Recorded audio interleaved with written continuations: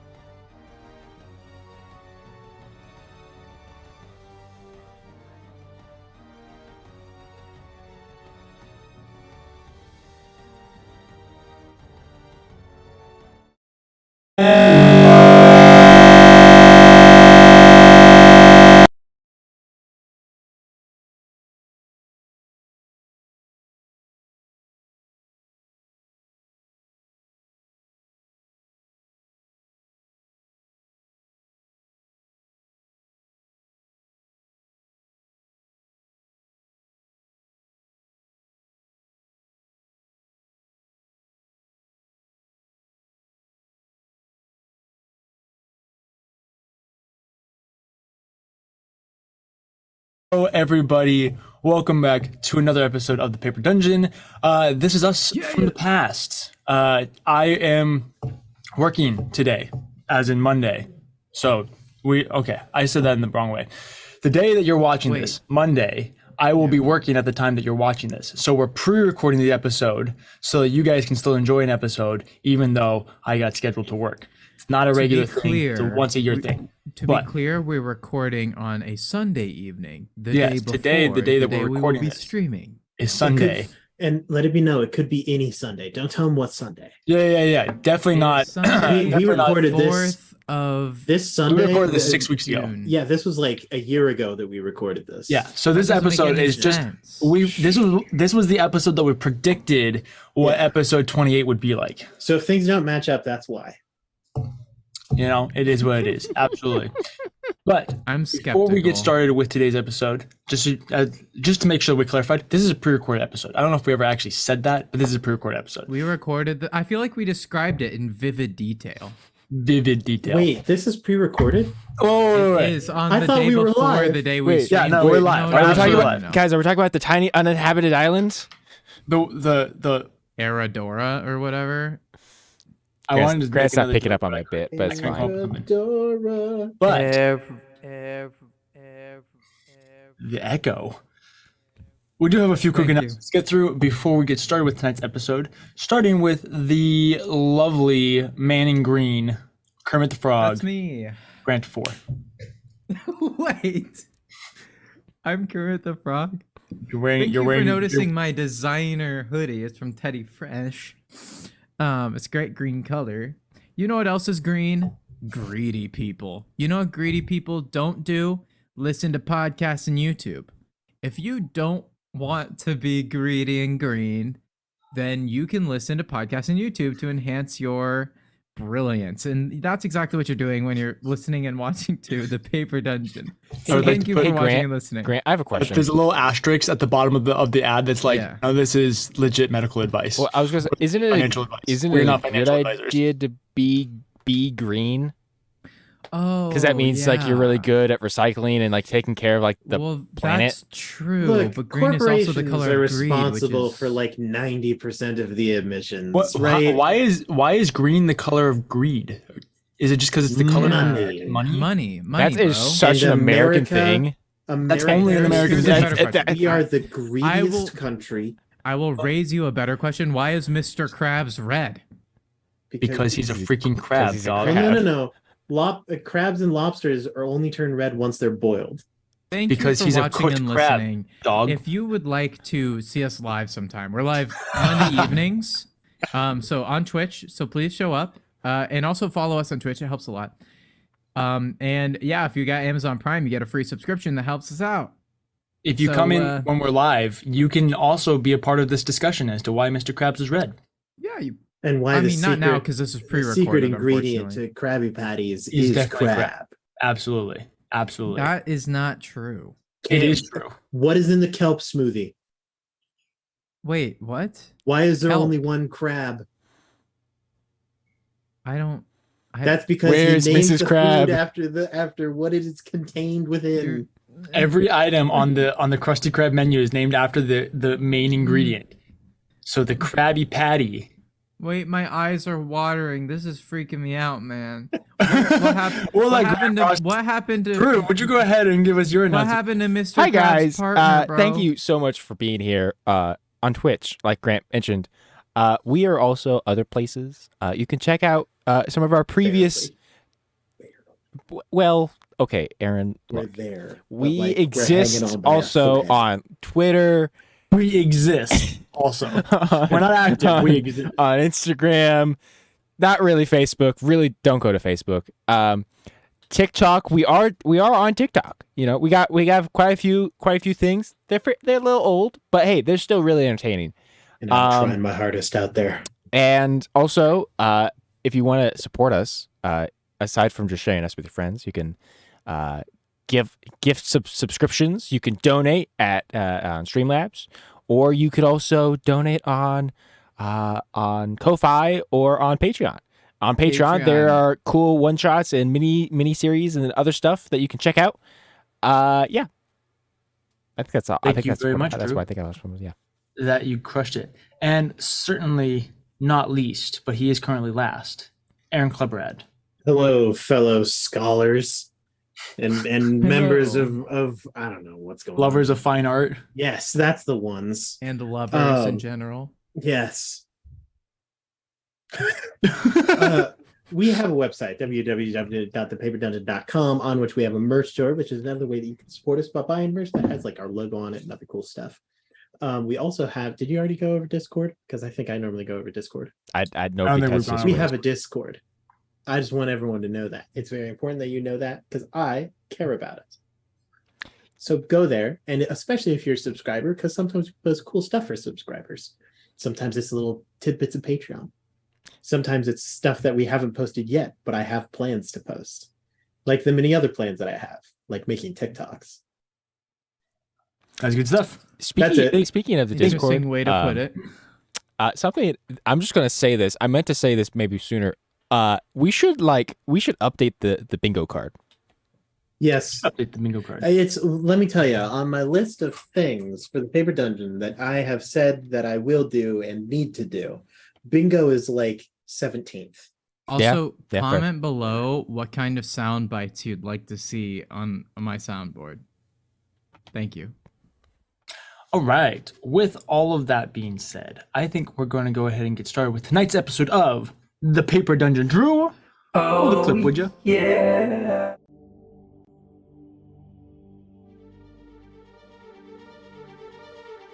Welcome to Nico Muris, a world of lost legend and forgotten lore.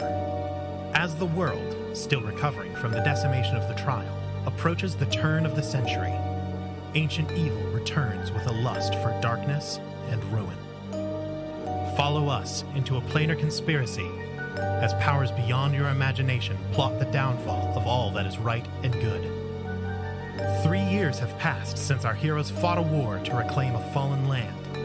Now, they must once again take up arms and write a new story, a tale of glory, fear, and fortune, as they make their way through the Paper Dungeon.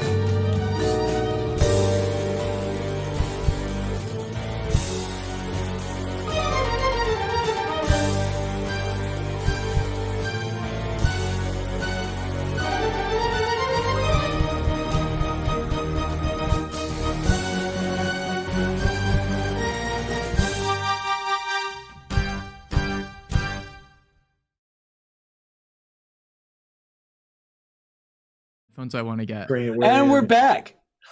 So, We're in right hi, now. Grant. How's it going over there, buddy? Good. Thank you for not paying attention to my countdown, Grant. Yeah. Sorry. We we are back. So, in our most recent episodes, also, before we get started, I realized I forgot. We should apologize. Life's been heckin' crazy, man. Specifically, Heckin' mostly crazy. on my end. Heckin' crazy. And so we do apologize that the streams have been rather inconsistent. That is not our goal. We do want to be streaming every Monday.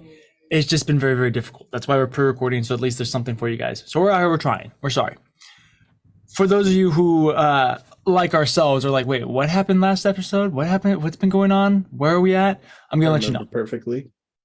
Aaron's a freaking vault. Like Aaron a, should, like a honestly, trap, like a campaign two- vice. For campaign 2, Aaron's going to be in charge of the recaps. I've only slept an hour in the past 17 days. I remember every second. Everything. Oh, gosh. But over the last several episodes, the party has they began by agreeing to help Clovar in a way that allowed them to escape his immediate wrath and buy them a little bit of time.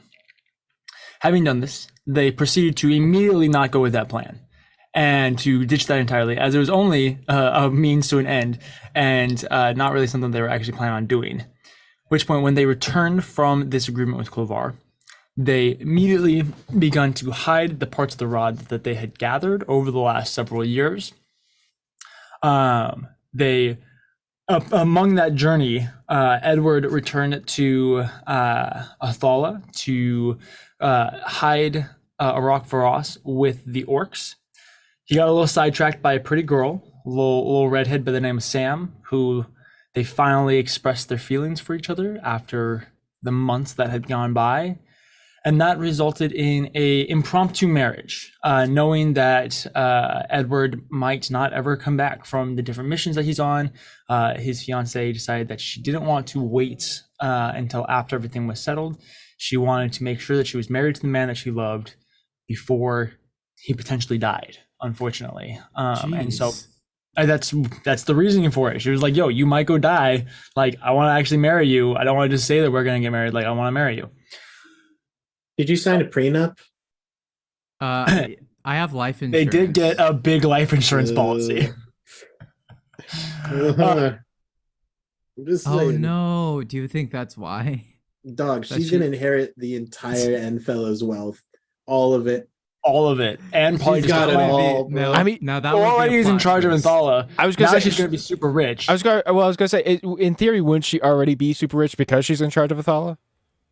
That's a Well, good no. point. Like, just be as it should be, a true elected official should probably not be paid super well.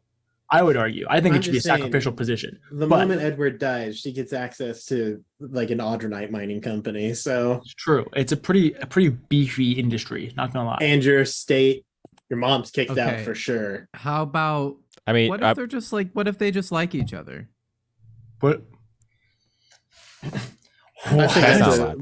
this is not the possible. proper era That's for not- marriage out of No. love. Marriage is a business decision. Aiming for my wealth. gosh. Yeah, absolutely. Nonetheless, Love is a after myth. this Edward's solid in over business his head. decision was made, you guys then went on with your plan. The next step of it was to begin to warn the sacrifices needed to resurrect the six truths. One of the sacrifices being Miriam Azima, the sorceress that you met in the in-between at the very start of the second arc of this or the second half of this campaign.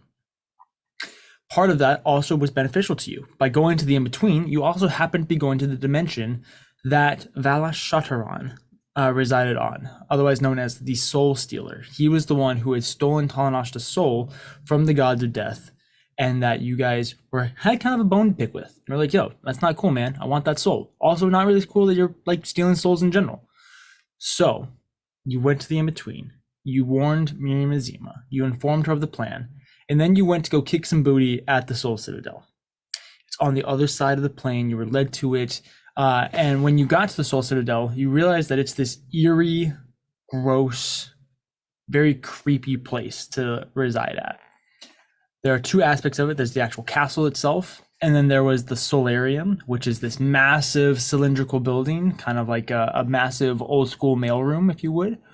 Or do I You carrier busted pigeon? into- It makes me think of like the big towers with carrier pigeons. Yeah, exactly. But the You- pigeons are dead and they're souls. Yes. You busted into the solarium, specifically Abinthy busted into the solarium and proceeded to just cause havoc, just destroying everything he could. But eventually you did find Talanashta's soul, and you guys were able to get Abinthy out through some creative uses of the resurrection spells and through the creative use of Cheating. I'm sorry, what was that? Cheating. Yes, through cheating of, I believe it was the clone spell, right? Not Yeah, rules are made up. you know, it is what it is. After you got that mana, that's right. Man, yeah. You guys were able to retrieve Talanashta's soul, and you didn't have to go through the ritual that Clovar had to be brought back through due to cheating, basically. After you returned from the Soul Citadel, you actually didn't even have to fight the Soul Stealer, Valash We Shataran. tried. I tried so Well, hard. he was a wimp. He Yeah, actually exactly. wimped They out. were scared. That's Without right. a Yeah, doubt that's in my mind. I called them out. And they were like, "Oh, sorry, I got a dinner date that night." My girl Miriam is waiting for me. Yeah. Oh. Absolutely. You then returned home. You begun to make plans for your next steps, specifically to go meet up with Marcus Steele, the next sacrifice that you're going to try to warn. He is currently aboard a astral hunting ship. I was going to say an astral dreadnought. That's what they hunt. The astral hunting ships, known as the Mistrunner. So you went to the city of Sigil. You tried to figure out when the ship was going to be in port, and you realized that that's going to be in like 2 weeks. So, having a little bit of time to kill, you decide that you're going to hop over to Yizgard to meet up with Okaro or Kaso, a Vesht who is one of the sacrifices who resides on the gladiatorial plane and has made a name for himself as a gladiator since he really can't die. So I have a question Yes. about the gladiatorial plane. Yizgard, yes. This is a plane that's like only about gladiators? So you know how in Norse culture, like the epitome of what you go to after into the afterlife is a big battlefield? Yeah, it's Like in the Valhalla. mythology, that's the end. That's like Yeah. the afterlife. So that's is the battlefield? inspiration for Yizgard. Yeah, you Okay. like drink a whole bunch and then you get to fight more. Exactly. And Yes, eventually, in. all the warriors in Valhalla would return to the mortal plane at the end of the world, and like Okay, fight so a we're bunch fight of like, more. yeah. And to be clear, is this an afterlife DM? Well, the outer planes are where souls go after they die, typically. So sometimes. So sometimes, kind of, it's kind of complicated in D&D, and it's kind of whatever I you hope want. Tarak is here. Tarak's just like, rules don't what's up, matter." guys? Just like mowing down Just enemies. mowing Bro, down these if Tarak was here though, bro, that would be great. Frantically types in notes. Game's like, crap, that's a great idea. That's a really good idea. Oh my gosh.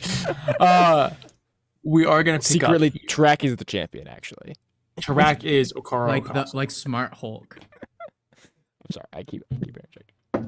So we are going to pick up with you guys where you left off. You managed to make it to the plane of Yizgard. It is this massive plain of these floating islands that each one is its own battlefield and different eras and timelines and all this different stuff. And you're able to make these massive leaps from one battlefield to another. You guys begun to make your way across the plain, being led. Someone led you. I can't actually Yeah, remember. didn't have a name. I He don't. was Yeah, I was like, gonna say I don't think he I gave know us a where he name. is. Yeah, I think it's just a guy. He's just Sven, he's Sven, the he's hot the dog little league seller. soccer coach on the side who were like, hey, Yeah. That's right. what is That's this right. place? Definitely Absolutely. John, probably. And you have been brought to this massive coliseum. It's made of this blackish gray stone, almost like a basalt of sorts. And while you can't actually see inside of it because you're on the outside, you see the intricate artwork that is carved into it, massive depictions of warriors that are in like the process of like killing other warriors. So you have like one where like the guy's lying on the ground with a spear sticking out of his chest as someone's like driving it in. Very graphic depictions of death and destruction are carved very intricately and detailed into the outer walls of this Colosseum. You have the classic arches of very Greek and Roman I was gonna say archaeology, that's not right. Architecture. Thank you.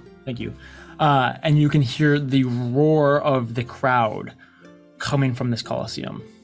Is there like organ playing, any music? You can hear, yeah. There's different horns that are being played. Okay, cool. Not like So a obviously, but like Someone's probably different. playing with someone else's organs. that's possible. I mean, because it sounds like they're good at crowd work. You know, like you're walking up, you're already before you're even in the building. You know, you're seeing murals of death happening. Really gets you excited about the event. You know. Yeah, So I'd absolutely. imagine they probably have music. As You can all see that this there are hot little dog. flags hanging on. yeah, as we're walking in, Cather just turns to the others and is like, "This is a horrible place." Kimura's kind of like, this is pretty cool. I mean, Not gonna lie. it's also really cool, but like, these are really graphic images. I mean, it's not like we're bringing children by. We're grown adults Also, here. like, Well, we're that's, literally that actually generals is and- that is and actually heroes fair. of the That's a realm, fair like- point, actually. Yeah. Isgard We has do an this- R rating, and if you choose to ignore it, that's your own fault. it's kind of just a warning of what to expect, I guess. Yeah, it's, right? it's really a public service. That actually, It's like- you guys it's like both bring up great points. I anti-smoking I redact my statement. Also, you're like a renowned hero and colonel and general. Like, I'm a colonel? I thought I was a captain. What? I actually don't know what Catherine's official rank is. I don't know what you are either. But Because in my head, Catherine was always kind of an official member of the military, but kind of unofficial, like... you were never an Here's the official member of question. the military. You were more of a strategic advisor. Yeah, Yeah, He's And like a what mercenary. Was he advising ground troops or like the Navy? Because that changes things. It He was was... definitely a ground troops Yeah, guy. definitely ground troops. Which I assume that the Elvish Navy is just a bunch of surfboards. Surfing is very popular. So amongst Aaron, Moonelves. you know the flying surfboard dudes that you had in your old world? Yes, It's I just do. that. It's just all Yeah. that. Absolutely, Except just windsurfer. more I- surfboards on water. Can you I imagine have, it? Like it's a windsurfer, but it just has like a massive like sword Yeah. strapped to the front of the, Well, of the yeah, board, those- and you just I like mean, go and you like swing your legs around and stab people. Yeah, It's- I mean, it's- those are that's the first rank of the Navy before the ships get there. You know, you Yeah. have the kamikaze surfboarders. Is this the cavalry of the Navy? Yeah, Well, let me tell 100%. you, Grant. 100%. We aren't going to progress with the story. We got to math this out. All right. So you got a 2-person kind of windsurfing board Yeah. where one person is standing and like guiding it, and then there's another person who's like kneeling behind with one of those crank Gatling guns, like between the person's legs. Okay, all I See, can and think actually, about- and honestly, I think it's actually almost like 2 surfboards connected together because one surfboard breaks off and ejects and is shot out like Oh, a yeah. missile, It is a kamikaze Yeah. surfboard. Okay, and so I so will then admit- they can retreat on the second It's not surfboard. propelled by anything other than people kicking their feet behind it, though. there are definitely there's definitely like communities of moon elves that live along the coast that totally use these for like hardcore fishing. Oh, Oh, 100%. yeah. There's a Like- whole used kamikaze surfboard Yeah. scene. Sea monster It's hunting like a is black totally market, a thing really. that happens. See, Like, it's there's a funny whole they guys took it festival. that way because I definitely took it like a hippie, like anti-war type Oh. thing, where they're like, we're gonna use these Probably old both. kamikaze surfboards, and Oh, we're gonna yeah, like no. paint, make love, not war, man, on the side of them. I thought like Americans fishing in their pond with guns kind of thing. There's Wait, dynamite. shh, you're gonna scare the fish. Are you ready? There he is. There Absolutely. he is, Joe. You should just have like parts of fish flying up around you. You got one guy with a net trying to catch it like butterflies. Look, It I was don't pre-filleted. I don't want to seem like I've done this before. Oh, we're or back to anything, roleplay. but fencing is rather intense. It gets pretty intense, and it's not the same. Very rarely do people ever, decease. But I think I can handle it. I've seen you strike some mighty blows in your competitions. I think that you do just fantastic.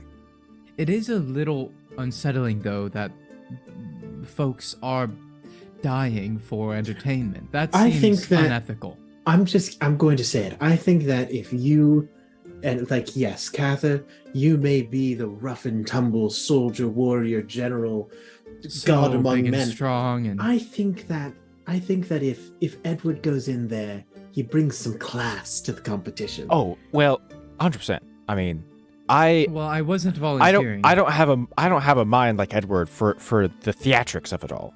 yes, Okay, yes. I Think of wouldn't it as a performance. I mean, that is Are what you it is. not entertained? Wait, do they? Okay, The people it's like cheering theatrics, for I your suppose. name. Also, I am quite good DM, at quick selling question: the crowd. the entrance that we're walking through.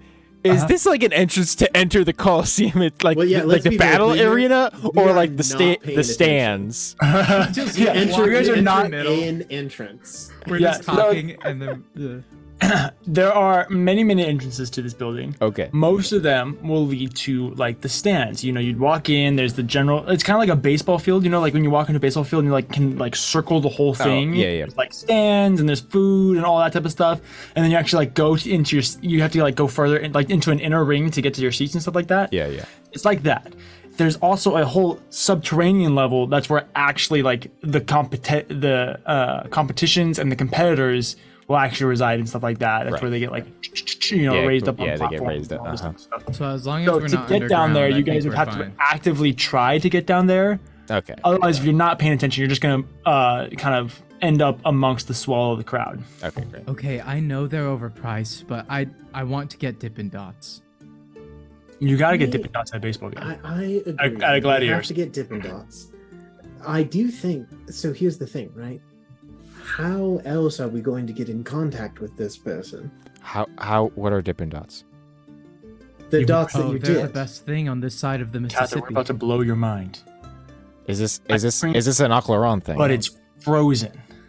Catherine, And sometimes it's I like- forget how little joy you have in your life. It's like caviar, but it's not icky, and it's frozen. That's Abinthy, that I don't know how to take that given your life experience. That's fair. I just pat him on the shoulder and just kind of jostle it. It's okay. We'll get you. Right. We'll get Anyway, you so fixed. to Abinthy's point, we're trying to find this guy who's supposedly a gladiator. I say we Don't we enter as just say gladiators. I don't know. No. I don't know how we talk to him. I mean, I guess I don't know. Is there like We're a not going to be angmaster? able to- We might be we're able. not We gonna might be get able. in To, contact You're with a him from the ringmaster, he stands. says. I don't know. Like I'm right. sure there's somebody we could talk to in order to try and gain an audience. But he's bound to be the most famous gladiator here. There's Right. no way that would like how many people are going to want an audience with the most famous gladiator? Easiest way to get an audience with the famous gladiator is to fight the famous gladiator. Well, But the okay. problem is we How can't about just try we to can't get fight the to famous their like there's barracks? nothing we could do to him. Oh Like- no, we don't want to kill him, but we can just do some fancy sword fighting and Uh-huh. in the midst of the bout be And- like, hey, and then what? Stab, stab, stab, stab. By the way, Clovar's resurrected. Oh God, my spleen. Stab, stab, stab. So okay, but My spleen. okay, I don't know how this particular Coliseum works, but assuming that it's like most of them where it's a death match, if we enter and have to fight him, a man who we cannot defeat, No, we just teleport out. Well, We Catherine just turn makes a tail good and run. point. We're not gladiators. Why don't we just start with trying to talk to the fellow? Kiamar goes Let's up to go to Catherine their and just barracks. places a hand on your shoulder. The key is we're gonna cheat. Easy. right? We could just start by going down to their barracks and see if we can talk to the fellow. Well, Yes. sure, yeah, let's try that. Let's see if we can talk to somebody there. Tell me we have to register as gladiators to gain entrance to the barracks. Come on, please. You begin. If there's a god. You enter into the Coliseum and find yourself amongst the swell of the crowd. There's the seats in front of you. You got all the vendors all around you. You got guys selling kebabs. You got selling meat and drink. You have people selling like, small, like thin Fish sticks. fake shields to children and all this type of stuff. Yes, there are children here that just watch the games. It is what it is. I mean, to be fair, in like Roman culture, like the Colosseum was like a normal thing. So like, It was a night at the movies, I man. don't know As if long they as, I don't know as if they had have a kids there. parental guardian with them. They signed a waiver. then- yeah, that's fine. yeah, They signed a consent they form. brought out their quill and their parchment. That's right. But you We guys, don't have kids with us. I want to be clear. We brought little you. do you know, Mary is tucked in somewhere amongst you guys. I'm Yeah. sure. Honestly, Yeah, I'd be proud. Ginger, probably. Mary's probably already fighting. Mary, In Mary the is arena. Okaro. Mary is the second place gladiator right now. Yeah. That's right. That's right. She's like, I Um, haven't figured out how to kill someone who can't die, but I'm about to. Little do we know, Mary is the way that he dies. Yeah. Yes. You have to kill Mary to kill. There's Okaro. an age limit. You have to be under this age in order to Oh, kill that's even better. That's Yeah. way better. Karo. Yeah. What? You guys begin to make your way down. You start looking around to try and figure out like how do we like get to different places? Because obviously you're not just gonna be able to walk down into the barracks of these places. Right. That's not how this. Right. That's Right. not. The star says that we're here, but the gift shop should be there if that's the case, and that's a hot dog stand. So, is the star where we Everything are? Where looks we're the trying to same, go? and it's a circle. It's impossible to know where we are. Is that a star? Wait, they've. And you There's realize it's another- just a smudge on the map. Oh, there's a 6-point star up there. I think that. Okay, but where are the Dippin' Dots? DM, Well, do we make it to on our map. desired location? I will have you roll either a perception or an Survival. investigation check. Survival check. Survival is also not a bad idea too, We're on the but same I will have you roll either perception or investigation. I think all of us should roll because there's no way that we end up staying together this whole time. You get separated? Absolutely. DM, I would like to roll an athletics check to push past the crowd. I'm joking. For survival. I would be curious to know if like on the 5. recording if they'll see the calculation in my head of like should I allow this or not. I'm totally joking. About I know that you're athletics joking. check. I know you're joking. But I'm scarred, Drew. Okay. I'm sorry. It's my fault. I apologize. What'd you get? I'm a Aaron? careful human being. Okay. 5. Cinco. Grant, what'd you get? Yeah. Oh my gosh, I pulled it up just in time. 10. 10. Okay. Wait, is this survival? No, this is a perception or 13. investigation check. 14. 13. 13. In that case, 11. We're doing real good here, boys. Where's our cleric? If it is not survival, then it is an 8. My passive perception is 17. That's great. You notice everybody around you, Drew. You're Nice. like, that person looks Woo! Hey, You know that for a person. fact. I put the hot dog vendor. I put a hand on Kimo's shoulder and was like, "There's a lot of people here." Yeah, there's a lot of people here. Wow, any he's of us so seen an perceptive. entrance to anywhere down? At which point you all look around and realize that none of you have actually really been even looking. You've been so in awe, so distracted by the number of people here, the hot dog stands, the Dippin' Dots, something And called then on TMs. shakaruro that you have no clue. You've never even heard of it before. After God, I I realized get that we've first literally of all, just been standing in the same spot this whole time. It just You're not even standing in the same spot. You've been walking in circles. You've probably done 2 laps of the Coliseum. Nice. Not even realizing that you haven't. I just haven't been looking. I go to somebody who's like, I don't know. I go to one of the vendors, I guess, Okay, yeah, absolutely. and I walk up and Get your say, shakaruro! Get your shakaruro here! "Thank you," and I We're give him like slinging dogs. I give him like 2 silver or something. One shakaruro for you, That's, sir! no, that's you. not enough. It's Uh, at least 2 gold. Are No, you he kidding took me? my silver. Leave me alone, Grant. Okay, just saying.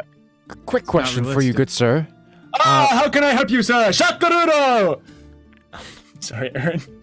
So we No, were this is trying being to character. find a way down towards the barracks. We're hoping to talk to some of the gladiators. Want some favors, do ya? You gotta pay for that type of stuff. I give him a platinum piece. Not to me, you gotta pay the ringmaster. There is a ringmaster I was right. this whole time. I hope that they Great. have lions. I still give him the platinum.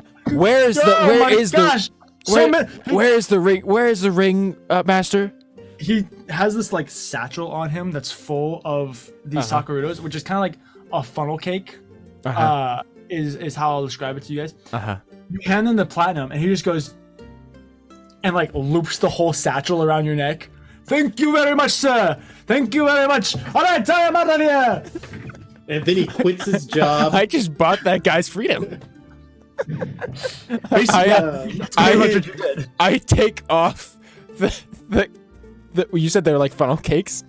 Yeah, it's called the shakaruro. It's like a funnel cake. Okay, I I'm just not entirely find sure some you're like saying bench that or right. stand, and It's a word I made up, Grant. I just Oh, just find like a bench or something and just like throw it on there and just Oh no, let- hold on.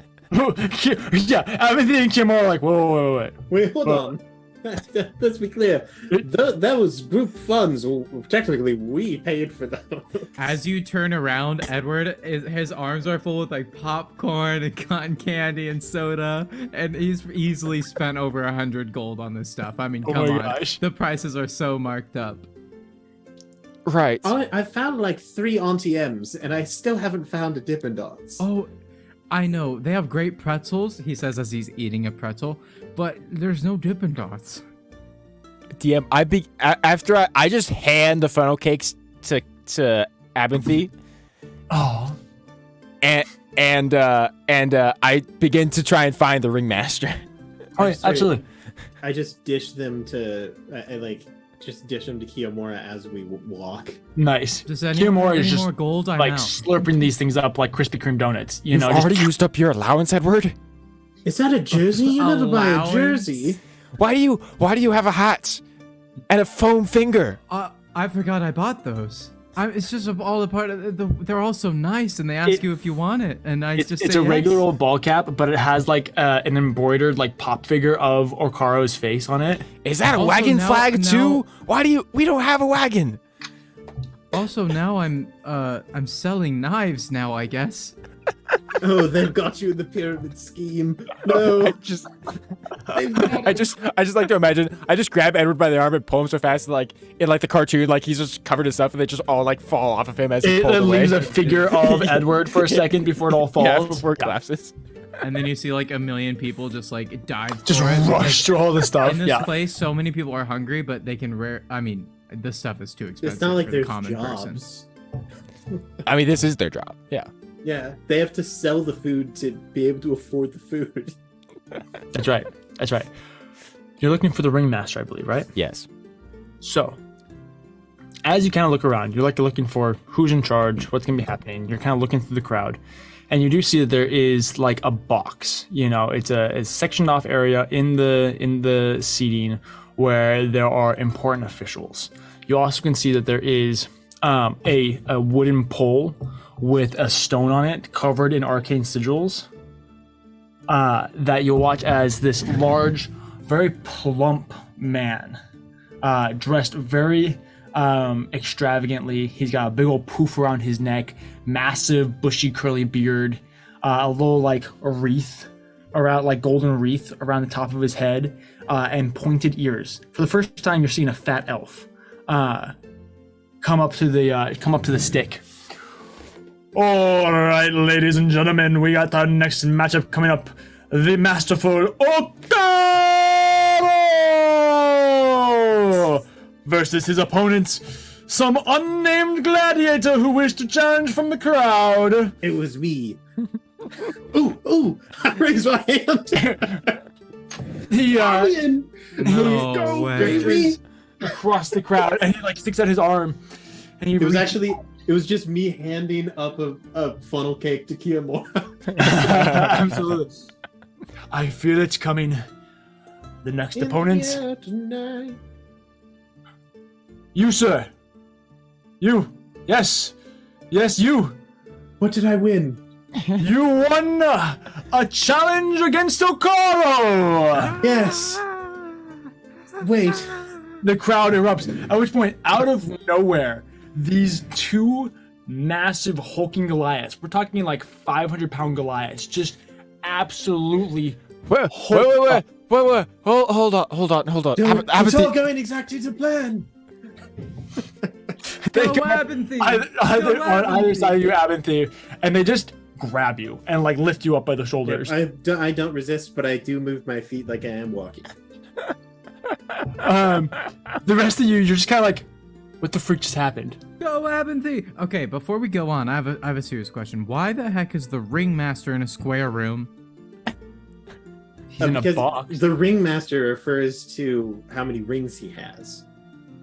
I have the most amount of rings out of the four of us, so I am the ringmaster. Master of rings, just like Frodo. And Sauron. Yeah, and Gollum, kind of. And And the three Bilbo. elves. And maybe Sam. And like 7 dwarves. And So Gandalf. many people. And like 9 men. Is he perhaps the CEO of like a phone company or something? You lost me. I got you. Thank you. The crowd Continue. erupts into cheers as Abinthy, you were led down and you were led into the catacombs. There is an intermission match as you're prepared. For the rest of you, what would you guys like to do? I mean, guess we better get a good Should we do we need to do something? Should we go help? Like, I don't Well, know. let's I don't try know to if we're get a allowed seat to up fight with close. Abinthy or not. I feel. I kind of Look, if we get up close enough, we can at least help him out, maybe with some magic. I mean, but like up close. I don't know. Like I up don't, close and personal seats. I don't know if Abinthy needs our help. If I'm being honest, Well, he's just had in this case, crazy let's look sit in his up eyes close. ever since a couple days ago. Like, I'll be honest. I suspect he's actually done this before, the way he's talking about it. But I'll ask him about it later. Definitely not the first time that Abinthy has fought on Ysgard. It's my first Okay. time in this arena. I just start Well, making my way Edward down the holds your seat, like hand. in the stadium, and yeah, Edward holds your hand. I hold Edward's hand, and I hold Keemor's hand, Yeah. and we all walk down towards the front of the seating area that we can have perfect seats. Okay. Yeah. You guys are able to get front row seats. You walk up, Nice. and there's like a couple of guys there. They're like, "What do you want?" And you just like flex at them, and they're like, "Sorry, man. Sorry." Ooh, ooh. And give you your It's the seat. splash zone, baby. Yeah, I was gonna say one more. it's like there is like a strangely empty spot for you guys to sit, and it's just outlined in red. Well, Yeah. also, Yeah, not Kath. only that, Well, see, but that's there the are, first like, spot we go to, and Kath was like, "Nah, I ain't doing that. No, there are, I'm not like, getting covered in blood. spears and tridents and things like I do that enough pierce as is." through chairs that have not been removed. Yeah, Like, absolutely. There's definitely somebody's arm that's severed and like stuck to one of the things. Ooh. When we sit down, I make sure that Edward is on my left and Keemor is on my right, and I just have my shield out, just resting. That way, I just at any moment I can just lean over and help him out.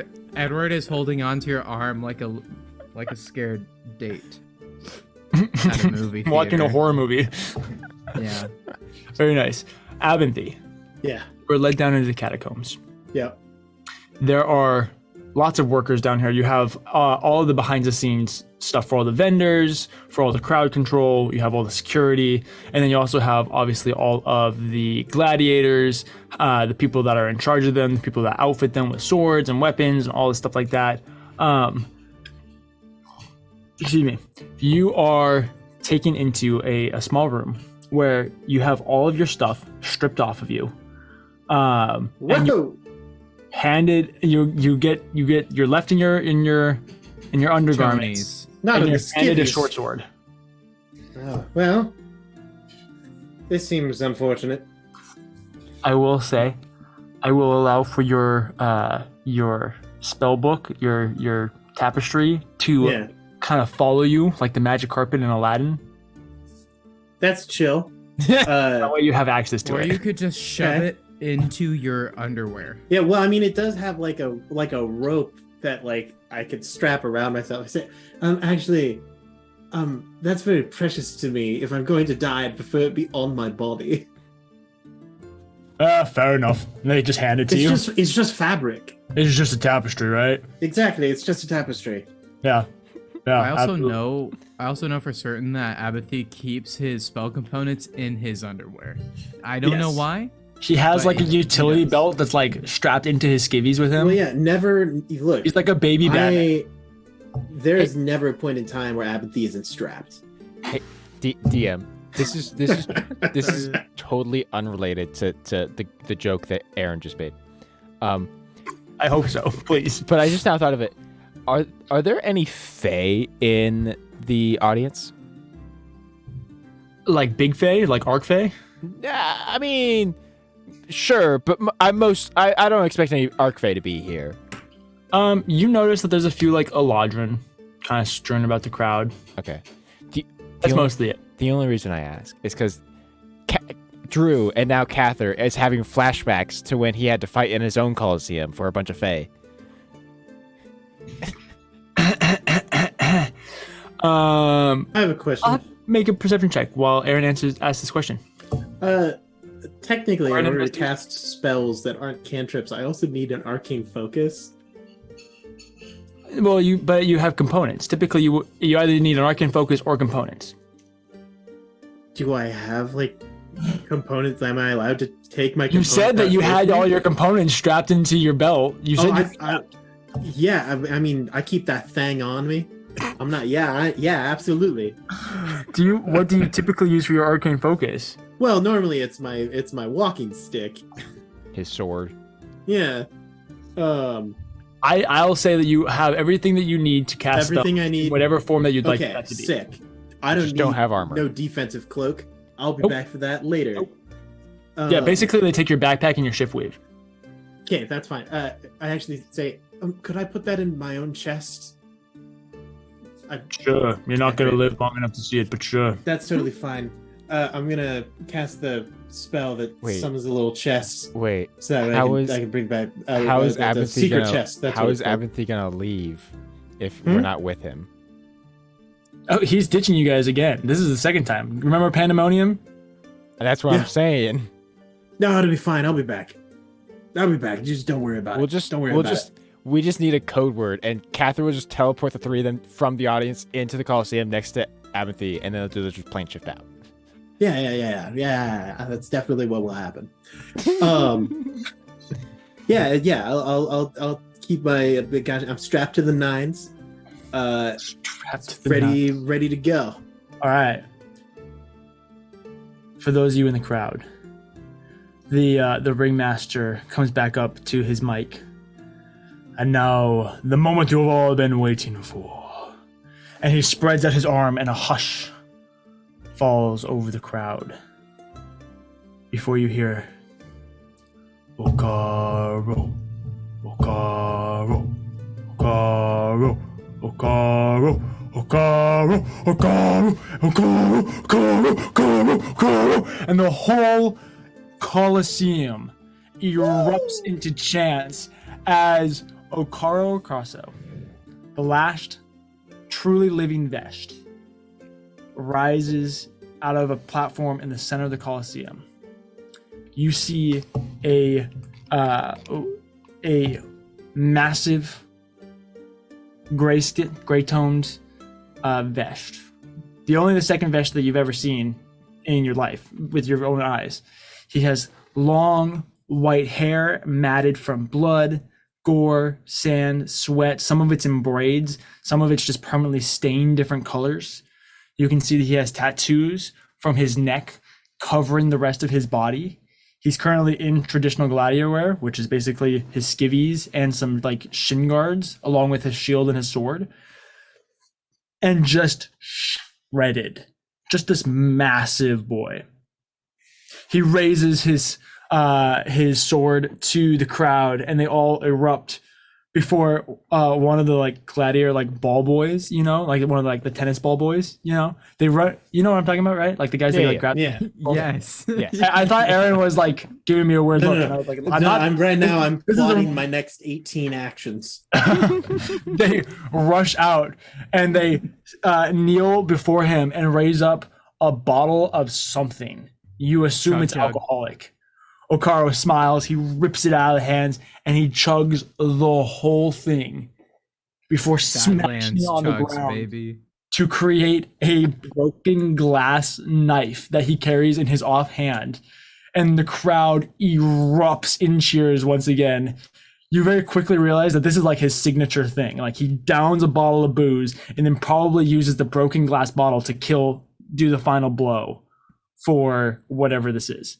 Edward's still clutching Cather's arm, leans in real close, mouth inches from Cather's ear, and says, "I think that's him. I think that's Okara." Yes. Okaro. I'm sure that is, given the fact they cheered his name. It could be any old Okara. It could be anyone. Yeah, Edward just looks back at the crowd. And now for his opponent. Coming from nowhere, looking to rise to glory. Yeah! Abinthy up on the soul pestle. You guys are the only ones cheering. It's like cricket level of silence, and then there's like a You got this! "Ah!" from across the ring, along with you guys. Nice. Abinthy, you rise out of the depths, blinded for just a moment by the sudden bright lights compared to the underground. You're on like this dainty little wooden platform that's covered in sand, and you rise up into this open arena. About 2 inches of sand covering a stone floor, and then you got about 15-foot walls surrounding you before it gets up into the crowd. Across from you, compared to you, is probably like the third biggest person you've ever seen in your life. And you spent a good amount of time with Goliath. And, he's a massive man, standing about 30 feet in front of you with just the most disinterested blood rage you've ever seen. He is very clearly out to kill you, but he's so drunk that he could also kind of care less. That could be problematic. That's good for Aaron. Better for Abinthy. Fight! Okaro rushes forward. I'm gonna need you to make a initiative roll. In my head, he does the whole thing where he like runs and then like jumps an impossible height, and the sun is blocked out, and like the battle is beginning. Yeah, he's like, like the Hulk. Yeah, exactly. Okay. Uh-huh. I want to Yeah. be clear. This whole time, Edward will be like gasping and squealing, like yeah, the whole time. Probably to the point where Cather's a little annoyed. But He's like, get off me and watch the show. What'd you get out of it? 28. You way out. Yeah. What would you like to do, sir? It's your turn. I So, think campaign 2, I'm gonna miss Abinthy's initiative. Right? so as like he hears the thundering footsteps, Thundering footsteps. I love just that. absolutely just pounding towards him. He's actually going to turn and look at Edward and mouth eyes open, ears ready. And it's just gonna cut just to Edward. Just perfectly. Yeah. Okay. and Yeah. Edward goes. Oh, Edward finally shuts up and just like leans forward a little bit. Is just like completely focused. Edward makes anime noises in response. yeah. You'll notice as Edward has a whole dialogue happening in his head. all of the sounds around you kind of get like muted, almost like you're hearing them through liquid, and it's almost as though Okara's footsteps themselves seem to slow down, as though he's pushing through a viscous substance. And you hear Abinthy hold out his hands, and his voice is the only clear thing. And he says, "With my feet planted firmly in the present, my hands grasp the past, my eyes foresee the future. All who gather here bear witness, see as I see." As he says that, the lights begin to almost grow more present. You start to see in the sky golden lines. Every person has silver threads flowing off of them, blowing in some unseen wind. The wind itself is made present. "All who gather here bear witness, see as I see. The fabric of time stretch taut, ripple, and fold." And Abinthy will cast Time Stop. Nice. Absolutely. Edward is considering. Leave it to Aaron to be that the most maybe dramatic and awesome player ever. Yeah. Well, Edward is wondering Yeah. that maybe some of the food he bought off of the suspicious vendors had substances in them that were not just food, and maybe he's experiencing something. Edward thinks he's on a that trip. Yeah, he is. Like, I lean "What down is to Edward, happening?" wide-eyed, and like looking around. I say, "Edward, I promise you are sober right now." I'm gonna roll a d4 and then get that many +1 turns in a row. Okay. No time passes for other creatures other than me. Although I'm unable to affect creatures other than me. Okay. Holy So I rolled a 3 on my d4, so I will have 4 turns. All right. Um, And does that include the current turn or 4 additional turns? it should. I believe it's 4 be- additional, right? Yes. Okay. 1d4 turns in a this row. is gonna be nasty. So it's just I get 4 turns right now. Okay. So on for your my- first turn. Yes, on my first turn, I'm going to cast Delayed Blast Fireball. Oh no. I'm just gonna put that just like I'm gonna nestle it just like between his legs. Oh It's no. just right there. Just a little, there it is. little gift bag for later. Yep. I don't believe I have any bonus actions that I super need to do. Okay. On turn 2, All right. I'm going to cast Abinthy will reach into his component pouch and pull out a singular loop of thread, and he will cat's cradle it until a cage appears, and he will place it over and say, string waltz. Oh, where is it? I lost it. Oh, what? Step 5, hell cradle. And he will cast force cage on Okay. turn 2. On turn 3, he will cast Crown of Stars. Oh my gosh. Yep.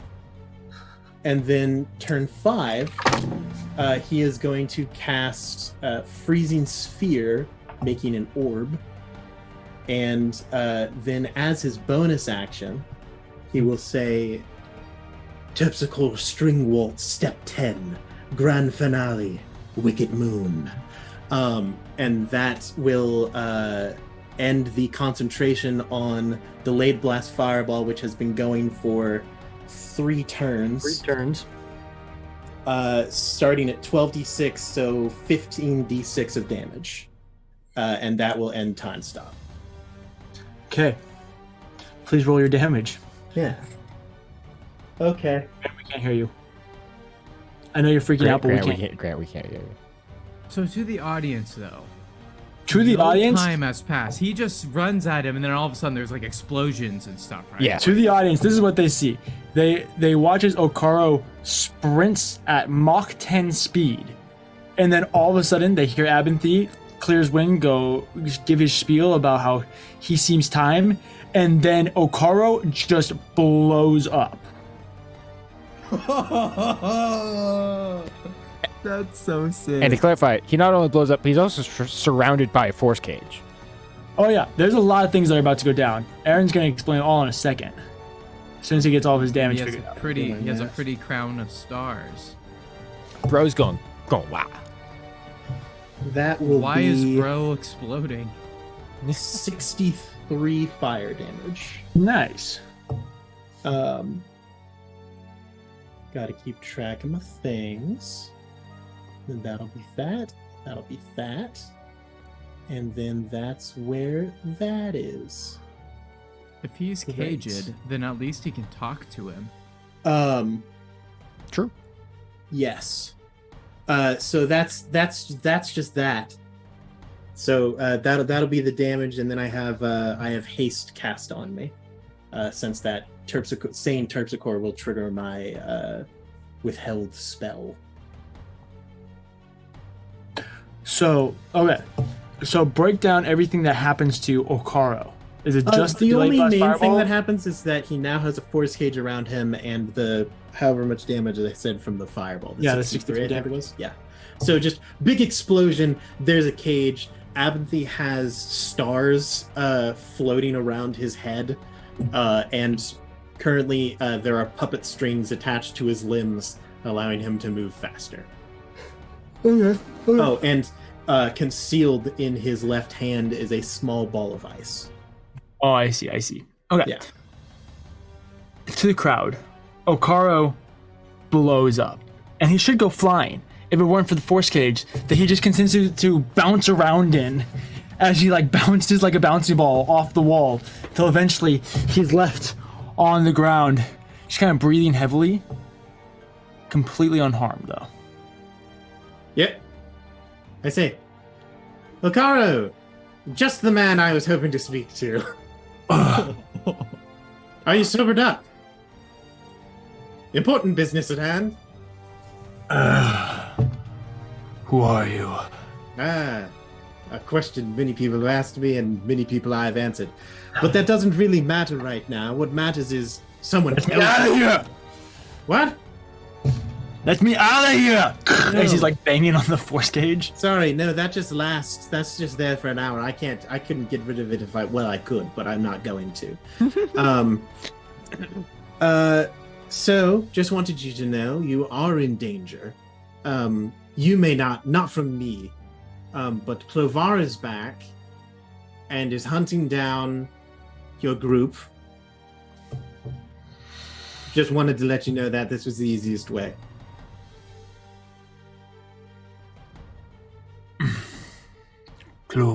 Clovar. Yep, think it through. Yep, really breathe through the alcohol coursing through your blood. Deep breaths. So, he's dead. No, well, he's back. He was dead. He's not anymore. Very alive. So everything I did was for nothing. Yup. Dang, haven't I'd imagine the crowd is getting restless. Like, Yeah, the crowd's just No, real man. awkward right now. Just like, oh, well, this isn't very exciting. At which point, Okaro is just gonna sit down and just like toss his stuff to the side of the cage. I say, hey, bud, that's all right. Let me tell you, I know what you're going through right now. Everything that you tried to do just doesn't matter, and things still suck. And it's just a bad time. But you know, you got to pick yourself up out of there. You got to find people who will help you, who stand by your side. And let me tell you, we've got a group going on that is super on your side right now. You are by far the worst counselor I have ever heard in my life. I know.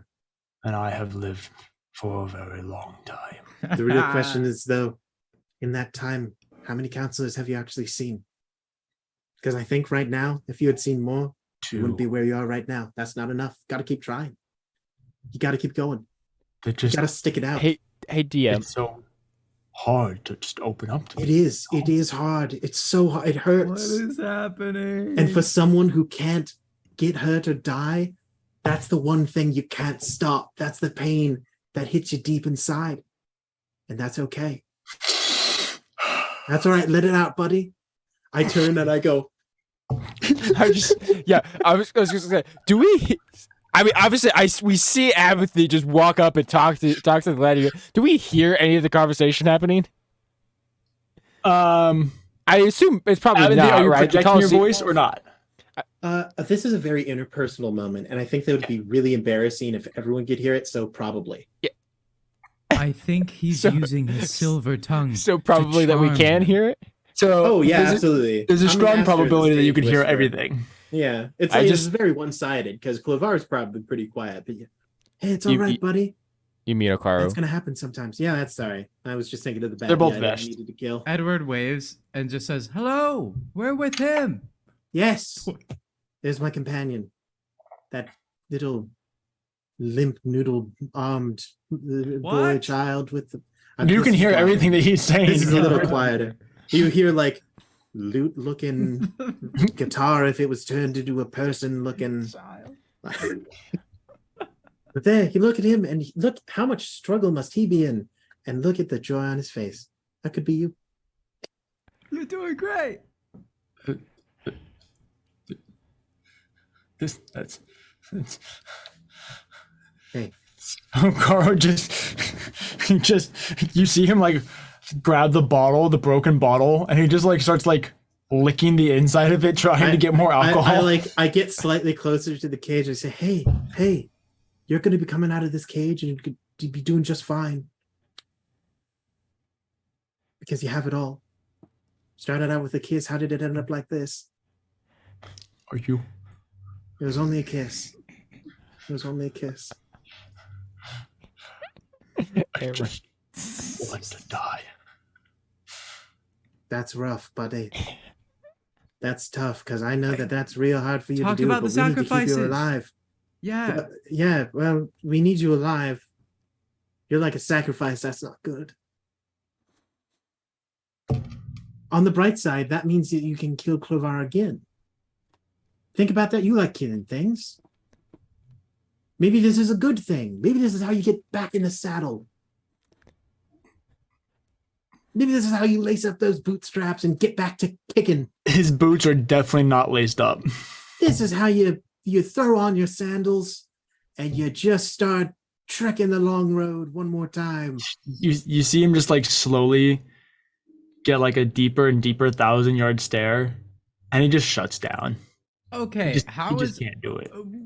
what's the morale going on? This can't be okay, right? Like I'd imagine the like ringmaster. You and the do crowd see starting that the to get crowd pretty is beginning to restless, get very, very Hey, restless. Hey, DM, Would it help if I is let you out there of this a cage? railing? Is there a railing on the Coliseum to enter the back of the battlefield? Absolutely. How much of a drop is it? Fight him. A 15-foot drop. Okay, that's Easy. fine. I grab Kiyomura and Edward. I was like, all right, time for us to go. Yeah, And I start no. ushering us onto the battlefield. Whoa, okay. All right, and a low drop. You guys fall Kiyomura, down. catch Edward. Ah, boom. He just like And I misses him. and I just Completely jumped down. misses him. I jumped down 3-point land and just started sprinting over to Abinthy and Akaro. I'm going Get to off the field! I Shut hear the up! Edward. booze. I hear the booze. I'm going to cast sending to Cather. Oh, And I'm going to send Cather. When you reach me, I need you to pretend to stab me. And then we're all going to get out of here and it's going to work perfectly. I respond. Great, that low key was kind of my plan. Are we taking Akaro with us? I cast another sending spell. Yeah, sure, I guess.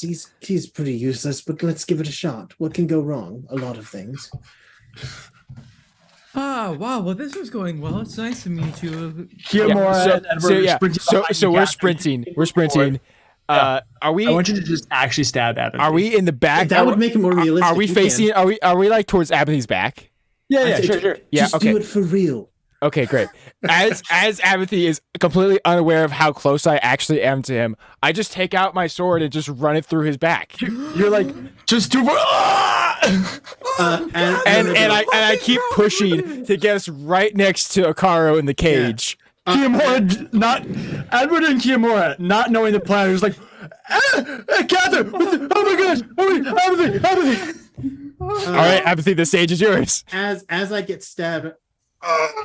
This is exact. Look, I've been stabbed a lot, so I've developed a Plus, this is a Cather. scar tissue section. This is Cather my body fulfilling that's his just- promise. Like you know the magician who like trained his hand so that way he could actually stab something through it and it won't bleed. Yeah. That's like this a specific stab section in Abinthy's You guys body. have practiced this before, definitely. 100%. So as he does, he's going to, in the distraction, toss the frost orb into the air. Mhm. And then he's going to land and gently lay a hand on what's his face, the guy Okaro, and just assume that everyone is touching someone in this link. Probably, we're gonna hope that Cather gets tackled by Edward and Well, I'm still Kiyomura. like on Abinthy's back, basically. Yeah. So Kiyomura and Edward are both like on Cather trying to like pull him off. As I throw it into the air, then I'll cast plane shift. Okay. And plane shift us somewhere using my thing, which does mean that I have to roll a d20 and get a 10 or higher in order for us to not be teleported to a random plane of existence. I managed to barely get there. Okay, where do you go? Barely. And I'm just gonna bring us back to the little hole in the ground in Sigil. You know, I know the place well. Okay, absolutely. Yeah, that I makes love sense. that. Great. Yeah. I thought you were gonna go Old back lady- to wait, the Gambit's Keep, and I was like, basement? that's a really bad idea. No. Wait, the I'm not that basement crazy. of that. Yeah, the basement little... of the lady who makes the of the great little dumpling lady? soup. Okay, Yeah. good call. Edward's gonna Abinthy's fall, but- secret house. And then right as we teleport, the frost orb is going to hit the ground and just explode. And so it looks Across in the frost. echoes of time, you hear the crowd erupt before you find yourself in a eerily quiet, dark, dingy little demiplane, not demiplane, but hideaway in the Just- in this random place in Sigil. And it was already not big enough for the like five of us before, the four of us beforehand. It's And now there's a definitely car not who's big like enough the now. size of three of you combined. Yeah. And I still have a sword like stuck through like my spleen. I just very carefully but very quickly just yank out the blade. Cather, what were you thinking? Okay, to be fair, it was Abinthy's idea. I admit it was. Yeah, okay. Are you gonna heal him? You're the guy that heals things now. I know Oh we're sure, all yeah. in a mood. Cat was like, oh yeah, that is my Here. job now. Here, just for canon's sake, I did It's just a long only 9 points of damage. No, more than that, actually. 12 points of damage. That brings me 3 points below 100. And then I will use 12 points to lay on hands and heal him. Well done. A Fantastic bit of a theatrics. warning next time. Very. was Look, terrifying. Edward, it was just like that time back in Bardo that, I thought his Back in Budapest? I thought his mind Yeah. was being hijacked by some weird Colosseum magic. It was quite frightening. Yeah, Plus, I do the apologize. Stuff you pulled, whatever you did, That was awesome. it was. How it long have was you been able to do scary. that? like It was a scary. day. I Well, thought I was I- having an episode or something. No, so what you saw is how I see things all the time. I feel so sorry for you. No, it's great. It's fantastic. You can do. What Did is you he? Did you keep your eyes open? Yes, it was horrifying. What wonderful, beautiful, fantastic. What part was horrifying, It was Edward? different than anything. Oh, Just uh, reality shifting as I know I it. could actually. You two would have seen each other and seen how Abinthy sees the two of you Oh. as well.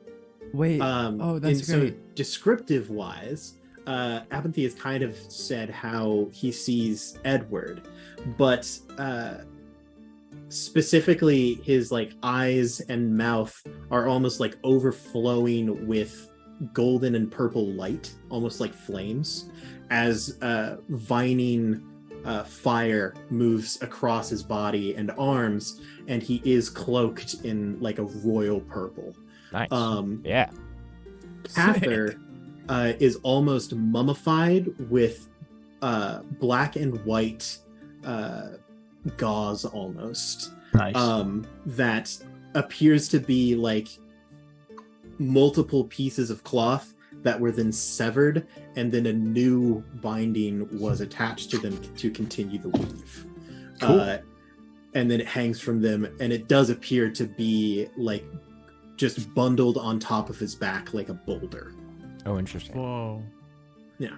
Cather, you were covered in linens and you were carrying a great That's a good mass. word, linens.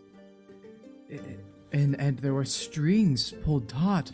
It seemed as if everybody was connected in some way. Ah, yes. It was as if everything was planned. It was all but it was all chaotic at the same time. It was Well. At this point, you terrifying. hear a rustling off to the side as Okaro is digging through one of the old crates and sucking on rotten fruit to get Hey, any hey. sort of alcohol that he you, can. stop that. You put it down. Put it down. Okaro, don't make me bring out the cage again. Ew. Put that Okay, down, that's okay. rotten. Sorry for how all that went down, Akaru. My name is Cather. Yes, you do the counseling stuff. You're much better at it. This is Kiyomura, Edward, and I'm Edward. Abinthy. We are members of a group called Fate's Gambit. We, as of late, have been actively working to oppose Clovar and his machinations. As Abinthy apparently mentioned more recently, Clovar was brought back. However, that has not stopped us from trying to thwart him at his plans. He still... What does it matter? I prefer living. Well, It's overrated, honestly. Yeah, but I'd like to give it a Well- shot. With Clovar in power, it means much more terrible things will be happening on a daily basis, if that makes sense. Basically, the world is going to be far worse for it, and maybe end as we know it. Yes, Drew. DM, do I get the sense that Okaro has any sense of honor with him as a fighter, as a gladiator? Like, What an interesting question. Roll an insight check and a history check. okay, I will do the insight first. I like this plan. I have like a -1 charisma. Okay, so my Oh, it's +0. insight is a Hey! 17. The insight? Insight 17. Okay. The history is a 16. Okay. Over the course of talking with Miriam Azima, talking with some of the gods, kind of being given the rundown on who the sacrifices are and how they're important, all this type of stuff, you were given a little bit of information about Okaro. Obviously, you know that he's a Vesht, which means he was amongst the race that Clovar is also amongst the race that was wiped out during the events of the trial due to the betrayal of Lon and Tari. Okaro himself was once an advisor to Clovar and acted actually as a double agent. So he was an advisor to Clovar who was really relaying all this information to the families of the Chosen, and was an extremely important agent in the downfall of Clovar. He was one of his closest advisors. He was a really good friend of Clovar's before he betrayed him and basically set him up for defeat. Afterwards, he was chosen as one of the sacrifices due to his great service, due to the fact that he was one of the only Vesh to have stayed true, quote unquote. And he was also helped with kind of the removal of Vesht from modern history. Did a lot of that type of stuff to keep basically everything out of public consumption. Since then, he's kind of fallen into this depressive, drunken haze as a way to pass his time. He's this shell of a war hero who no longer has anything productive to do with his life, and he feels like his life is just an utter waste of time, and that all he's doing is filling space. And now, on top of all of that, the one thing that was important to him is like, yeah, I like prevented my best friend from making the biggest mistake of his life and destroying the whole universe is now completely pointless. And I've lived the last 3,000 years suffering this whole time, never being able to, watching everybody that I love die multiple times, never being able to really enjoy life, and really only finding any semblance of peace through my drunken haze is now all completely for naught because Clovar is just back and he's going to take over the world anyway. So it's not so much that he doesn't have any honor, it's that he's completely hopeless. Right. Yeah. Okay, perfect. Okay. Cather. And he can't die, so he's pretty careless too, because he's just like, whatever, like, this is my chance to get like a potential like spike of thrill. So like maybe something will happen if I like get stabbed by this guy. Oh crap, my skin is impervious. Never mind. I will kind of try gleaning some of that from Okaro. Cather's demeanor will kind of shift, and for a moment kind of just go into this long stare just into nothingness, kind of deep in thought, before he kind of takes a moment and says, I cannot pretend to know all the things that you have been through. After all, you've lived more than a millennia. And I can never know all the things that you've seen and felt. The pain that you've suffered. However, I do know what it is like to suffer and to feel like all that you've worked for was for nothing, and it was for naught. And that there wasn't any point to doing anything anymore.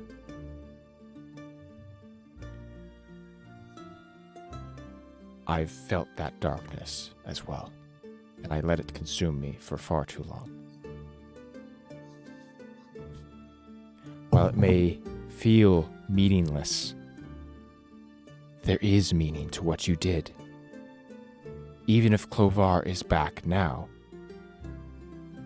your sacrifice for that amount of time has still let us get to this point where we still have a chance to fight back. We still have a chance to make things right. You have lived hundreds of lifetimes and are ready to die. I understand that greatly, for I truly seek the same thing. But there are people whose lives have not yet been lived, who will be cut short and stuffed out, undeservingly, if we do not take a stand against Clovar yet again. We are not alone in this fight. You are not alone in this fight. And I cannot force you to do anything, but I can beg you and plead you to reconsider.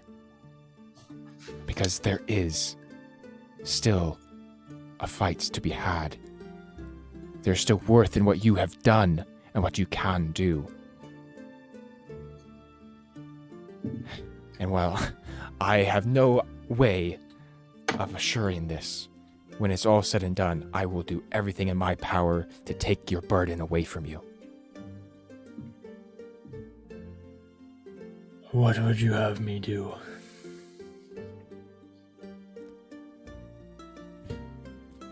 I just take a brief moment because I didn't expect that to work at all.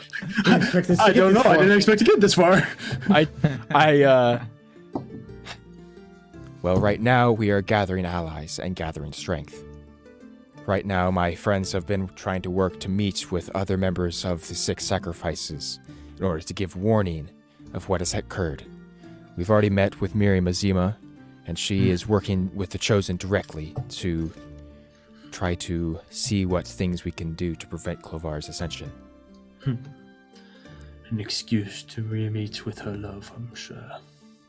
I will take whatever I can get to prevent the end of the world. I don't really care about the motives. Do you wish for me to fight? Or should I hide like a coward? I wish for you to do what you seek. If battle is what you desire, then battle. If you seek to hide and wallow in the self-pity that you've been in for the past 3,000 years, then by all means do so. We've already accomplished what we desired to warn you. Because I still believe you care. Even if you pretend that you don't. Do it with this information what you will.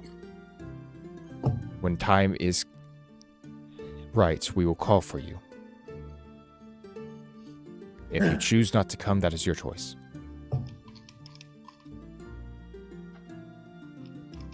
Right. If I may offer a word of input.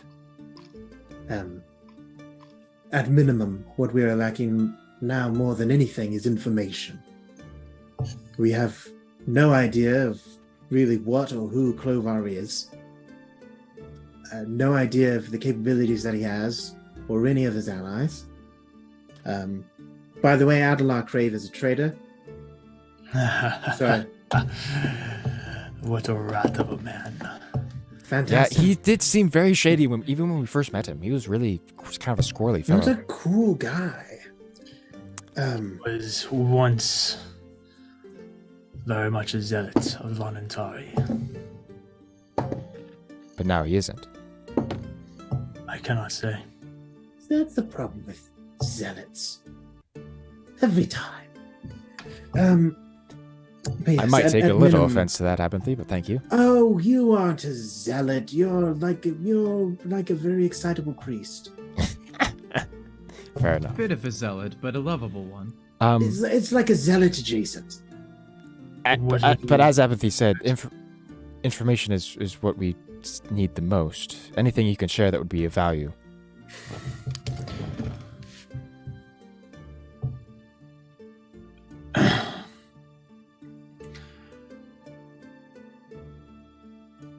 Clovar is one of the first beings. He is, or was, the first creation of Lonantari amongst the original races. Something akin to what a modern day god would have been in his time. Much like the twins were direct children of Lonantari, Clovar held a adjacent status as one of the first creations. Physically, he is more dominant than anything I have ever seen. but also his knowledge of the arcane is extraordinary. The anathema, his sect of mages that he lured into his bidding, part of their job was training him, advancing his skills even further. He's probably the most prolific mage in all of history. Combine all of this with a charisma and a confidence to sway an entire race and group of people to do his bidding, and you get a very powerful leader who can get people to do terrible things in his name.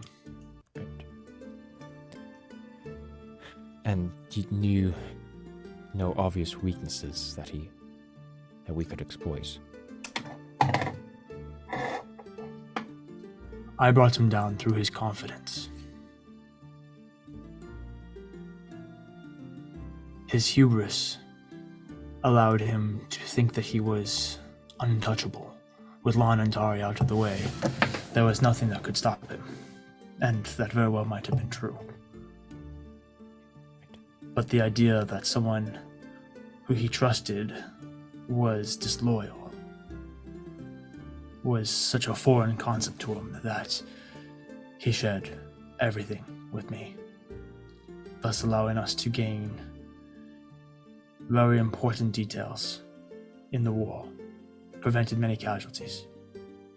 See. So you're suggesting to befriend him? If he is anything, he is calculating. I do not know if he will fall for the same mistake twice, but you could always try. But definitely a risky move to make, either way.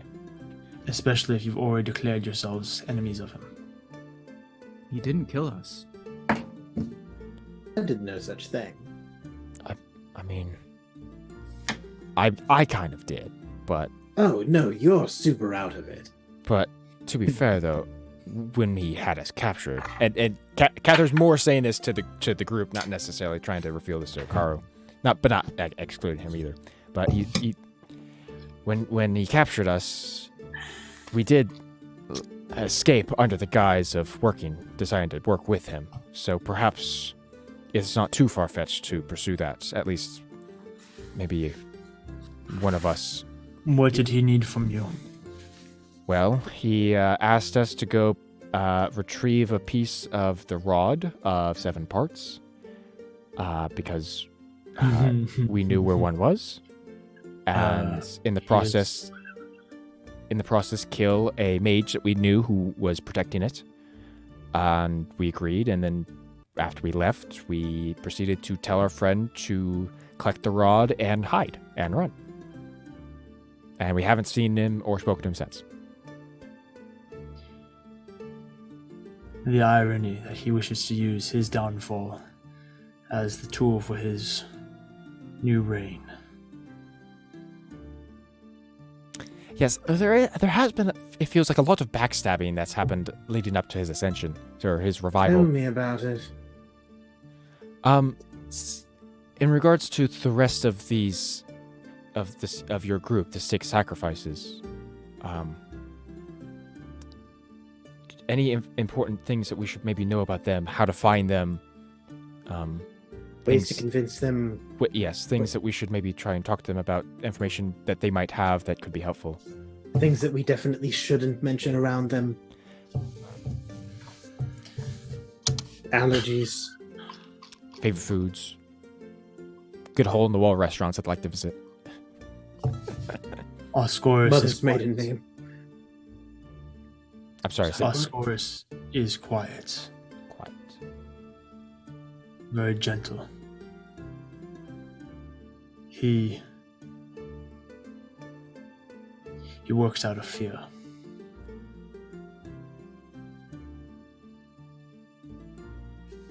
I'm sure if you were able to get him to be fearful enough for those that he loves, he will do everything he can to help. Interesting. Marcus will be easy. Marcus wishes to prove himself. He was not an original member of the sacrifices, and so he feels as if he has to make up for the time that he didn't serve. He's very much an idiot. Perhaps foolhardy. I'm fine with the Or term maybe- idiots. Maybe just passionate. All right. Ola is calculating. Dangerous.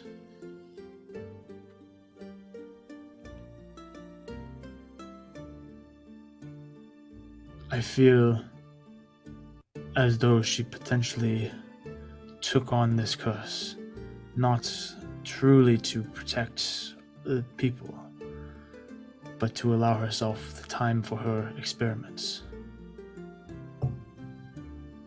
That tracks. So that could be something to consider.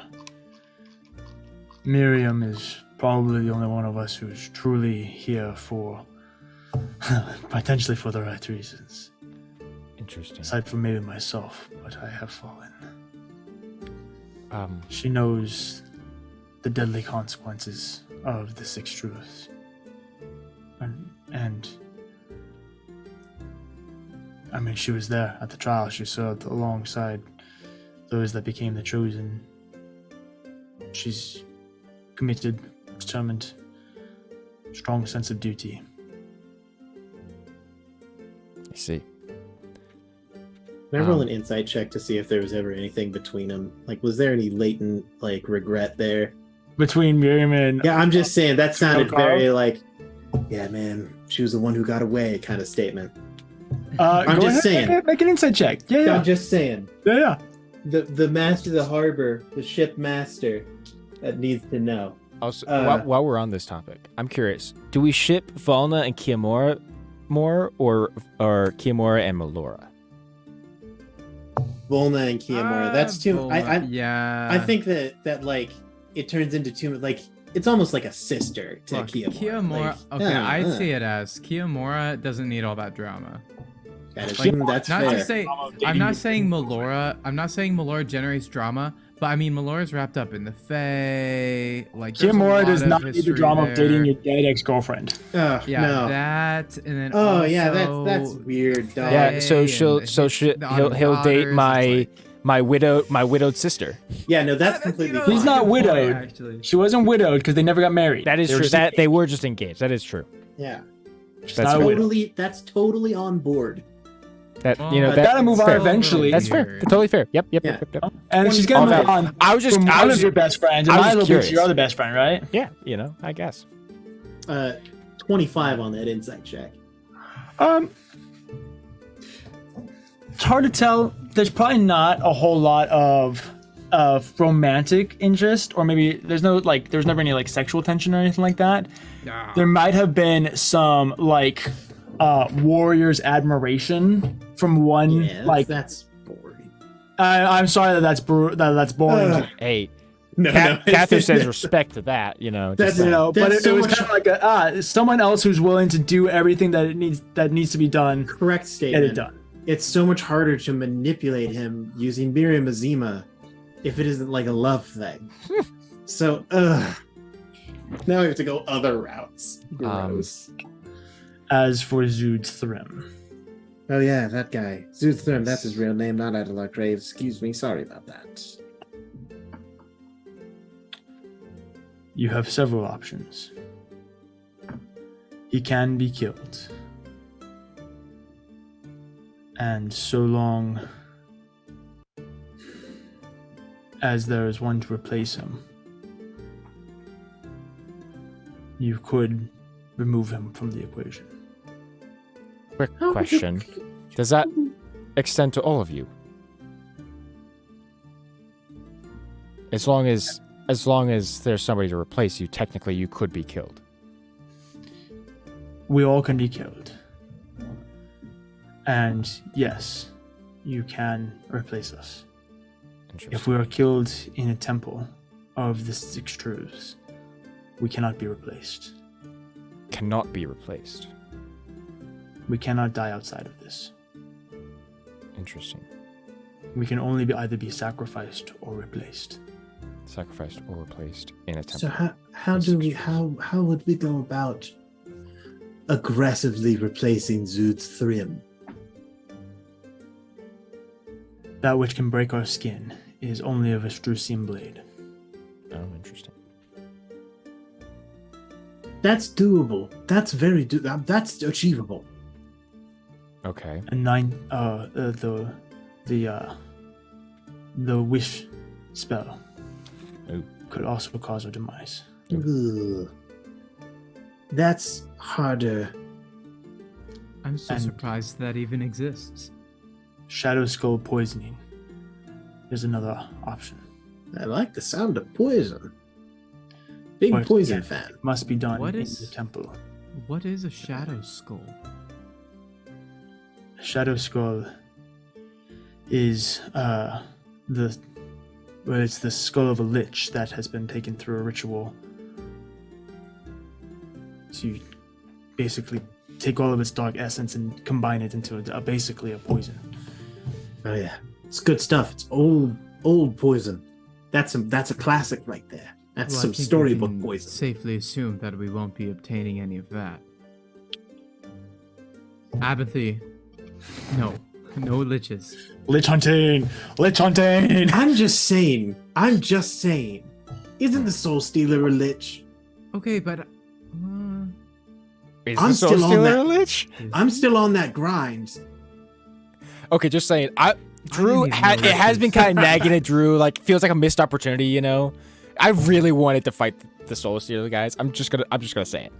I mean, we could go back, I suppose. Round 2, baby. Round we are 2. back, and we are here for your skull. Oh, hey, can we bring Okoro with us? Yeah, let's bring Akora with us. He'll just absolutely start slamming.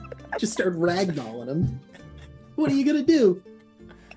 Although this does all explain how like Miriam Azima has been able to fight against the Soul Stealer for so long too. Like, She literally can't die. she can't die. Like, Um, and nothing can even can even wound her. The only way that she could die is if the Soul Stealer killed himself, And- had one of his servants use his skull to make Shadow Skull poisoning, and then taken her to one of the temples and had her just like drink a cup of that on the temple grounds, just like Dumbledore. just like Dumbledore. Just man. like Dumbledore. You know. Okay, this is all very good, actually. Thank you. I don't know. It You want sounds to kind replace- of hard. I turn to the others. I- I don't know. That feels like I mean, certainly If you don't replace him, it releases the truth. right. Like if we were to kill him, we would have to agree that somebody would take his place. That being How said, that does accessible is imprisonment? I know that you guys can't really exist in demiplanes, but let's say that you had a way to magically imprison someone somewhere. How doable is that? Doable by all technical means. so. Abinthy, are you Don't speaking know like? if it's worth it with the fact that if he was brought back, I imagine that the anathema was at large. Is that a correct assumption? Yes. Yes, Anathema's still kicking. Yes. We've They. taken care of one. The imprisonment spell is something that could be rather easily overcome by the Depends on the imprisonment spell. I have a question. If someone were imprisoned, if one of you was imprisoned in an object, right? Like you can put someone in like a gemstone. I don't. That would believe, work. I don't believe that work. That doesn't work? No good on that one? That's a real bummer. My magic is not. I mean, you could try it on me if you want. I know I don't have it. I know. I stopped time just a little. Right now I stopped time working on. I don't know I have some things in the much works. about magic. I think that like the demi-plane. Okay, so it has to be like a you stay where you are kind of thing. Yeah. Gotcha.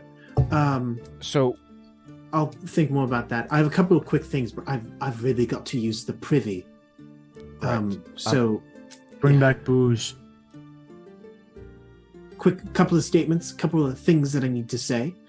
My suggestion is, I'm just saying, out of the information we've been given of the rest of the 6 truths, I think that we gotta have Edward do the talking for our chorus. That seems super your vibe. Yeah. I was thinking the same thing. I was thinking Couple of the gentle same boys. thing.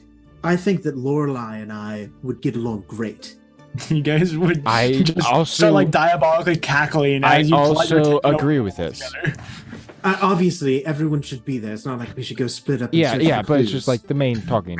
Yeah. Yes. And first, I'd like to say, Cather, you're doing a great job right now. Thank you. You two, I feel like you two are really getting a connection. I'd love to see it.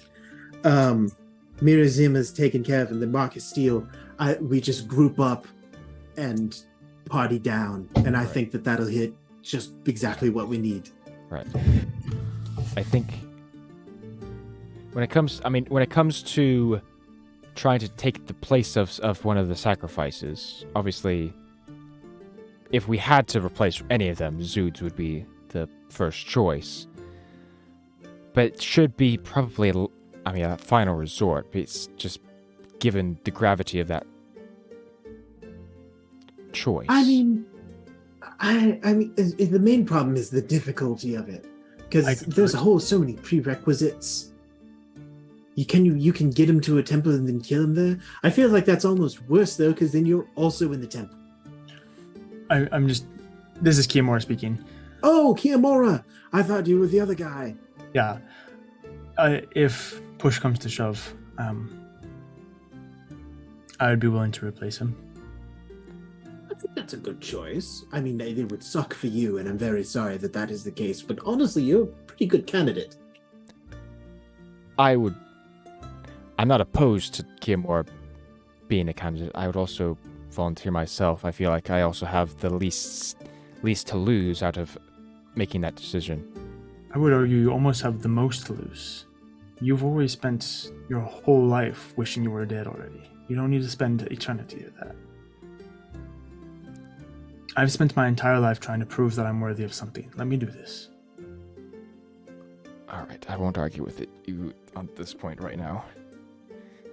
If we need a backup or a third, I'm just saying, I've been looking for immortality for a while. And this seems like a pretty I don't know, easy Apathy. in. I don't You think and Lorelai are like, I don't think listen, I can just not die forever? I don't know. Apathy. I don't have to become a lich for that? I don't know if I can quite trust you with immortality. Don't you have a thing against immortal beings being on the material plane? Well, you see, that's why I prefer the route of the clone spell, because it isn't immortality. It's a bit of a just loophole. Right. But technically, this isn't real immortality either. So, I guess my question is then, do we heavily want to try and pursue this up and have it as a backup option just in case, or do we want to maybe just keep pursuing? I think that we shouldn't pursue it, but the moment we see an opportunity, we enact it immediately. We don't have any time to lose, I suppose. Well, Because we Even can't if just it let doesn't them sound keep. good. We can't let them keep Zeus Thrim. Like Right. they could go sacrifice him well, tomorrow. I suppose what I'm saying is, do we want to go get this Vesusium knife or get the components needed for this poison, and then just hold on to that? Yes, I think that a good idea. Okay, right. I agree with that fully. If I have a quick question for Akaro. yes. Abnathy, you can go to the privy if you Thank goodness. so desire. Yes, will do. The next person we were planning on visiting was Marcus Steele. The only thing we know about him is that he's on the Mistrunner in, and he ports. The Astral Sea. Yes, he ports in Sigil occasionally. Do you know of a better way to get in contact with him or meet with him? No. Pager?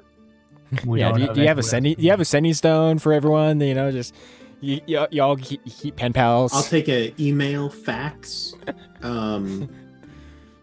hotspot. MySpace. Yeah, MySpace. There you go. Facebook page. He Instagram seems account. like a MySpace guy. For I sure. mean, he is from like 3,000 years ago. Dog. Do you have a little Venmo. like My gosh! interdimensional walkie-talkies? Every time I open my mouth. Right. Okay. Well. Yo, are you gonna let him speak at all? Oh, I'm sorry. I thought he was done. I thought he said no. I don't have a way to contact him, and that was it. I'm so sorry. It got quiet for a second. I was like, and then you kept talking again. It was like the 5th time that I got cut off. I'm so sorry. I'm so sorry. I'm so sorry. It's all good. It's all good. There are 2 things. First of all, if you are considering replacing Zoots, you will need to know Lonantari's exposition and carry a Vestrusian blade to shed your blood over an altar.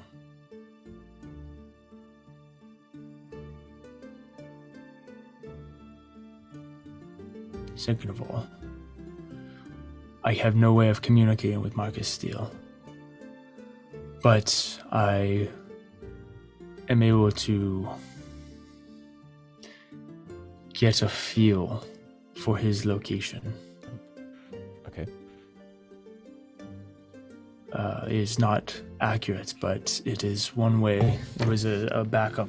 If we all needed to meet, we could find each other. Which means that if they have Zoods with them, then there's great potential that they know where all the rest of us are as well. Oh, damn it. That's not good. That's very not good. Okay. That definitely moves up the timetable, for sure.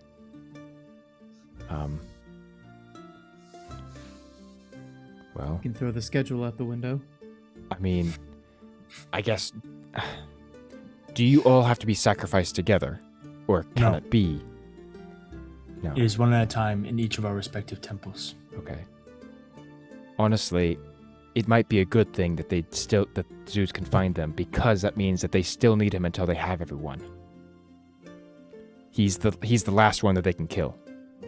Until they have everyone. And even if we just have need to be one, faster. even if we just know for sure that even just Akaro here is not yet captured, that means we still have time. I will also warn that while the 6 Shrews together can wipe out the Earth, just one of them can destroy anything in its path. And these things can't be killed, right? Like, they can only be, like, put to sleep. The one time I've seen them in use, nothing but death and destruction was left in the wake. Right. It took the sacrifice of a god to imprison it. Yeah, that's right. Right. What if we just point them at each other? Let them fight. Abindy has like 2 chess pieces that he's been like kind of fiddling with, and he's like, what if we just point them at each other? And then they run. There's an even number of them. They won't kill each other. Oh, I'm not there, but somewhere Apathy weeps. All right. Okay. Good to know. And you said, so we need a Vustrusian blade to offer our own blood, and you said we need what from Lanatari? Her exposition. Her exposition. Basically her judgment that she gave during the trial, right? Yes, very good. Okay. All right. That can't be How easy did to you know get. this? Oh, well, it's a bit of a long story. So I mentioned how we were tricked and betrayed before, or at least that had happened leading up to Clovar's revival. Well, Wisteria Vale, now revealed to be member of the Anathema, had gained friendship and allied herself with us and helped us accomplish some of our desired tasks, and in return had asked for us to go find a piece of a soul for a man named Clovar, somebody who she said would be able to greatly help us in the coming battle. In that process, we had to travel to Pandemonium and find a window into the past. There we saw some of the 6 Trues ourselves and heard Laudantari give her judgment. I see. And it's been a roller coaster ever since. Whatever that is. Whatever that is. I am so excited for whatever Grant's about to ask. Grant's gonna be like, "What did she say?" What's your question, Grant? Edward in the library, when he looked for when they got access to that really, really old place, Mm-hmm. and he looked for things that referred to the original, like, morals or so that were set. Yeah. He kept that. He kind of kept it Yeah. a secret. Mm-hmm. I'd imagine he still has it on him. Yeah.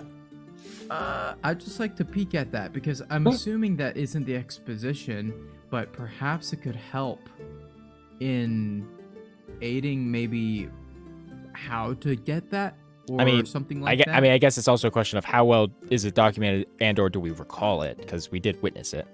You witnessed it. You also have did witness it. That's way better. sacrifice in front of you. Oh, he knows it perfect. That's even better. I Since totally he has to know forgot. that to get himself replaced.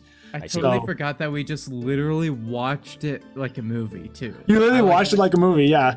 And then, yeah, exactly. Okay. We didn't write it down though, did we? I wrote down part of it, but it was too long, and I thought, I'll Like get our back to that eventually. characters. Now, do I read it in Latin or in English? Latin. No. The answer is no. What you asked? I know. But then I looked at it and I was like, that's a lot of Latin. That's a lot of Okay. Latin. Yeah. I'm afraid, unfortunately, I wasn't too privy on taking notes on what she said, so I don't necessarily know it by heart. But I think I believe I know what you're saying. I can repeat it to you. But Is it? Nice.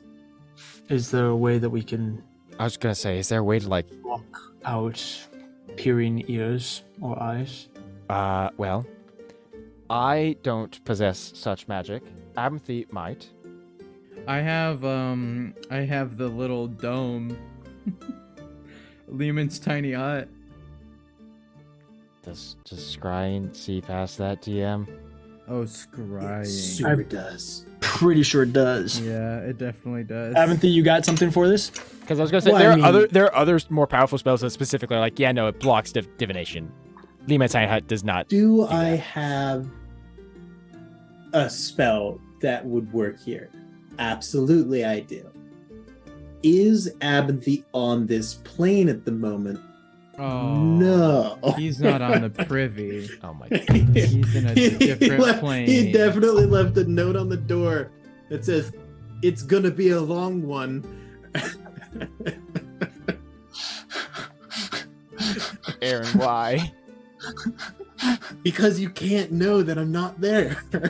That way I Oh don't my lie. God. Wait. I have something. Edward rummages through his bag and he's like, I still have this necklace of anti-scrying. The whole do you still have the whole chain of them? Do you all have one? Do you have multiple? 'Cause I mean, we used to have multiple because we were trying to think prevent we ourselves sold from some being of them. scryed on by Prosius way back in the day. well, you've picked may have you've picked up one every 3 levels since the start of the campaign. So at I- one point there was enough for all 5 of you to have one. Yeah, I know I at one only point we have all had one one. on me. I don't know if I And still then- have one. Then we had to do something. Abinthy Well, had yeah, Abinthy combined them so that way Miriam didn't know that Renaya was Oh yeah, that way we in could trick Wisteria Veil. cosplay of, Yeah. I Yeah, think that's we right. only had one left, and Edward now has it. I'm pretty sure Maybe that's how it maybe you was. can all just make maybe We you just can we make just a huddle more real close long. together. I would- We fit it around all 3 of our necks. I don't think we can do that. prefer not to say it if there's potential for lurking evil. Yes, Write very it valid. down. Very valid. I definitely don't want to write it down. No, right. Yeah, that's probably is a bad safe idea. bet. Okay, we can come back to that when we Telepathy. are closer. Telepathy. Edward, our friend Abinthy has been on the privy for a while now. Is he okay? Yeah, sometimes he goes to the bathroom for gonna 3 be hours. pretty bad. I don't know why or what he's doing in there, but I prefer not to ask. It's like a stack of sticky notes that like every single time they go back, they like peel off the sticky note and there's another one. Trust me, you don't want to go in there. It's gonna be I'm fine, just wait it out. Next one It's is not like uncommon. I know it's taking a long time, just stick with it. I'll be fine. Because it's a sticky note. With so Anyone want to play Dragon Chess? we just sit here and wait then. Well, I guess. he's kind of our interdimensional planar travel person. So I We're left stuck here. dumpling soup in the fridge. we're kind of just Dragon here chess. right now. If he's doing whatever he's doing, I don't know if I trust Apathy enough to just assume he's gonna be on the privy for 4 hours. Got it. IBS, it's a serious issue. Edward With you is guys- setting up Dragon Chess. Perfect. With you guys getting ready for the long haul of just waiting for Abinthy to get out of the bathroom while he's definitely on the same plane of existence. Definitely there. Definitely there. We're going to go ahead and take a break. We'll be back in like 10 or 15 minutes. Don't go anywhere. We got lots of stuff to keep going through, lots of problems to solve, and you got to figure out what the frick is going on with Abinthy. So we'll So be back many problems. a little bit, and we'll see you guys in just a second.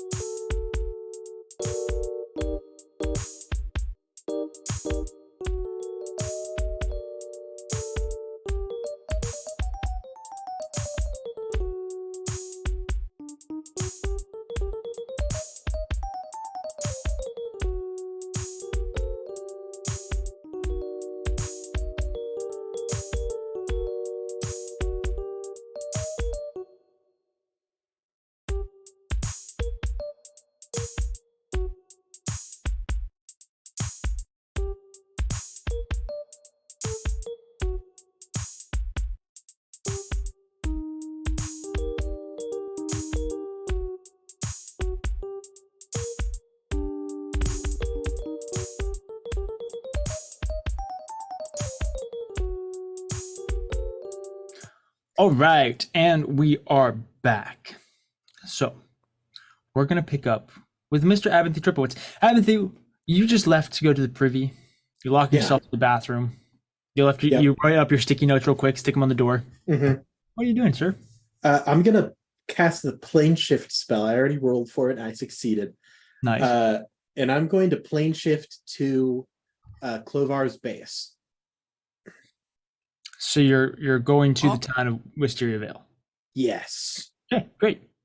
You pull up. I'm gonna say you pull up at the why am I forgetting what it's called? The massive workshop.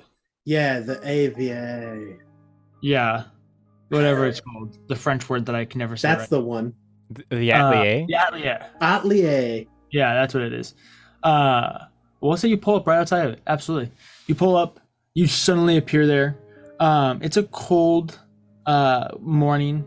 Probably about 6 or so in the morning. You're up in the air. It's brisk morning. It's dew everywhere on the grass. You show up and you are just immediately surrounded by spears as 4 guards like just lock up with you. I'm currently expected. I request an audience with do you know Clovar? Do you know? Well, there's a chance that he hasn't revealed himself. Do you know Clovar? I do. In that case, I'm here. They're talking to each other. I'm here to see Adelar Crave. I was a guest a little while ago. They slowly raise their spears.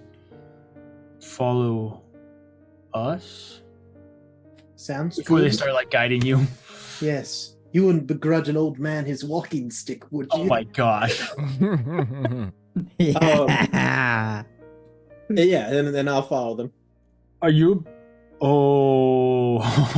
No, I'm That actually ain't trying no to normal find walking Clovar. stick. Oh, I thought you were just gonna kidnap Zood's thread real quick. That would be hilarious. Well, Yeah, So that funny. actually would be Oh, hilarious. now We you're were just giving him ideas. Abinthy's just I'm just gonna go to the privy real quick, guys, and then he Well, comes see, back here's the thing. with Shows up Zood. with Adelar Crave. here's the thing, right?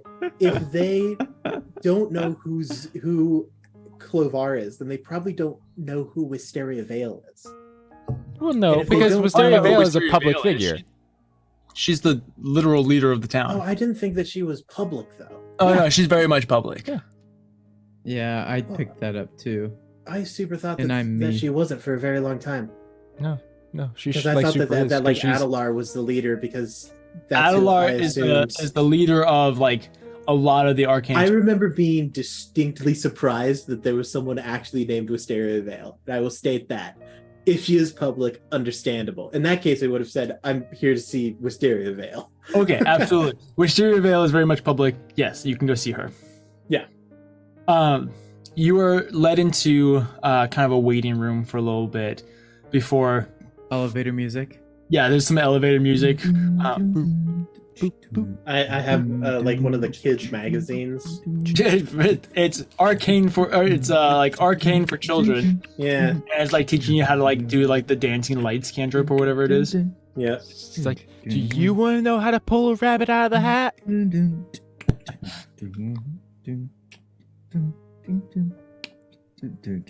Or maybe more accurately in fantasy terms, do you want to know how to pull the gargoyle out of the cauldron? Never You just find- stopped. There we go. I can never find the spoon in these hidden image pictures. I don't know what it is about the spoon specifically. Before eventually a young well-dressed gentleman, an attendant, comes out of a set of doors and says, Miss Vale will see you now. Fantastic. You stand up, you're led in, I hand and you're him led the into her magazine. office for the first time. It's this massive room. There very well could be 7 rooms in one, but there are infinite number of bookshelves, arcane instruments, artifacts. There's 4 different living room and sitting areas.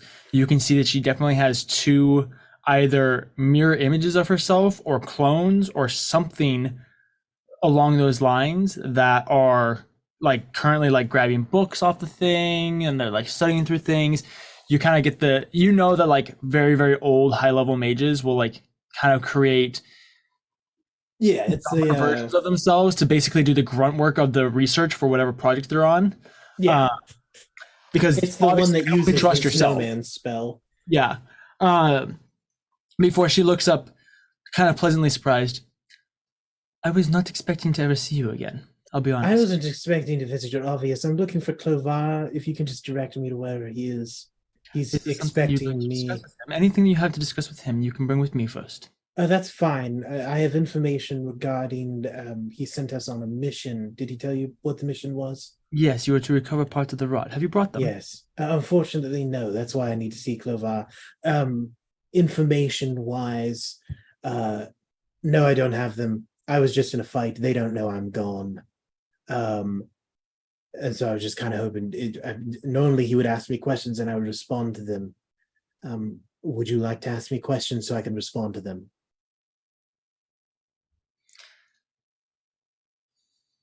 Because here's the thing, I don't really need to convince you. I'm here to convince your boss that I'm like on the side here. That's the big problem that I'm having with this whole kebab. Kebab. Yes, because I feel like I've been skewered. I actually was skewered a little bit ago. And roasted. You hear it. Oh, Thank you, Ghost of Edward. Yeah. Sorry. Ghost of Edward's past.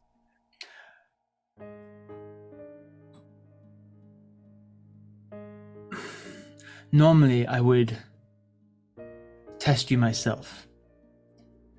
But because it's you, I fear for my ability to make an accurate judgment. Let me tell you, That's a compliment. that's pretty par for the course.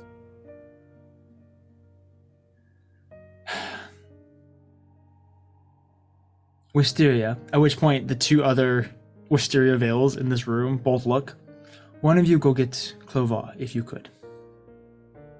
Tell him Thank that you. Abernathy Triplewitz is waiting for him whenever he is ready. Fantastic. You should really invest in comfier chairs. I Also, think you you have- guys are very comfy. Your magazines are several years out of date.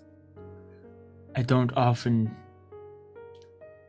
And some of them have all of the spoons circled. That's the hardest part of the find the picture puzzle. But you're looking for the spoons. Wouldn't that make it easier? But if you circle them, then it ruins it for everyone else. You are a very advanced level mage. You could have the ink removed. Then why haven't you? They aren't my magazines. I don't look at the magazines. I'm in here. This seems just like a pointless. I'm just going to stand over here in the corner and not sit in your uncomfy chairs. Fine with me. And she continues with her work. Oh, You the wait- pettiness of Abernathy. You wait for... It's part of my charm. That's right. You wait for a little while. Before eventually the Wisteria returns. Clovar will see you. Lead the way. You follow as this Wisteria leads you deep into the catacombs of this floating island. Before eventually you're brought to this very dark and dim room. Clovar, it's very sparsely decored. And you can see the massive figure of Clovar kind of slumped into a chair, just with like 1,000-yard stare, very clearly like very deep in thought. Pensive. Before almost shaking out of it. Abernathy Triplewitz, Ah, Clovar.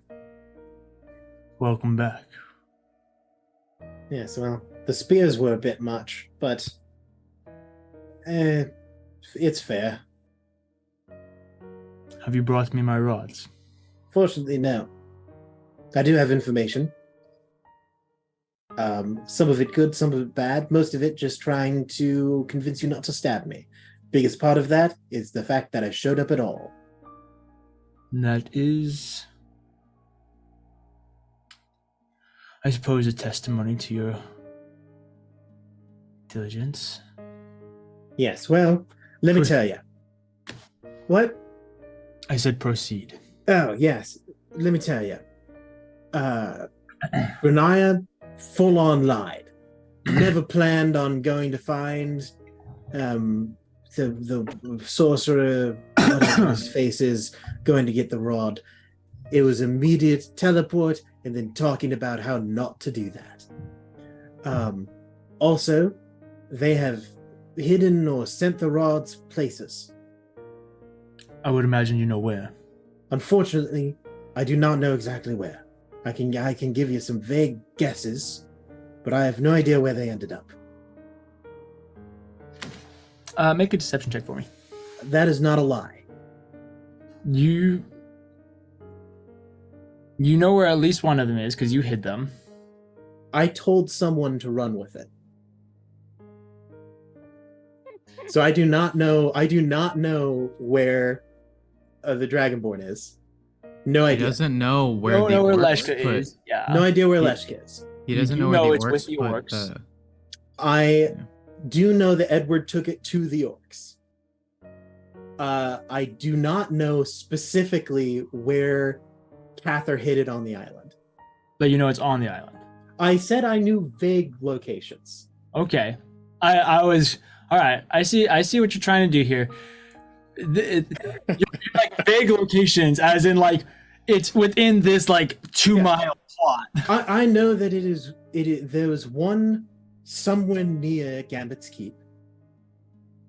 I know that there is that Leshka has a rod. I don't know where he is. The Dragonborn. Yes, the one who was originally guarding it. He was told to take it and stay on the run.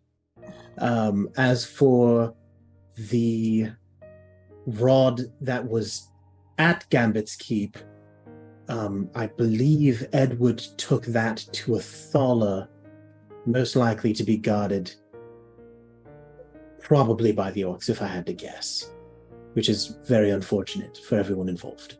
The orcs are those abominations. That is something you could call them, yes. I see. An interesting opponent. Yes. Frankly, I'm just as a word of advice, be cautious. If there is anything in this world that I think might be able to find a way to kill you, it's probably the orcs. Your warning will be heeded. My hubris has led to my downfall in the past. I do not intend for that to happen again. Because let me tell you, they're messed up. Like they just, whew. You know, like a Thaler, you know a Thaler. Yes. Yeah. They took that in like 8 hours. It seems to be a well-fortified city. It was swift. It was brutal. It was your like- fortified city. It was the equivalent of cracking an egg. These seem like mighty warriors. Perhaps they should join us. Honestly, I don't think that you could be beat if they did. Gonna be 100% honest. I hardly think that you can be beat now. That really seals the deal on that one. It is a potential possibility. For now, we will continue with our plan. If all goes according to it, then whoever opposes us on the material plane should be insignificant. You have a way to deal with the orcs? I should not need to. Ooh, well, that's spooky. Well, I should they think I'm on the privy right now. This is all you wish to inform me of? Is there anything else that you would like me to inform you of that I would have the capability of informing you of? I doubt it. Sounds good. The Yes. next time you appear in my presence, if you do not bring me pieces of this rod, I will kill you. Oh, so you still want me to chase after the rod? You have not fulfilled your current assignment, no. Sounds good. I'll see what I can do about that. Just as a reminder, I like winning, and you are better than me at most things. So that's if there's any testament to me being on your side, it's that I don't like dying.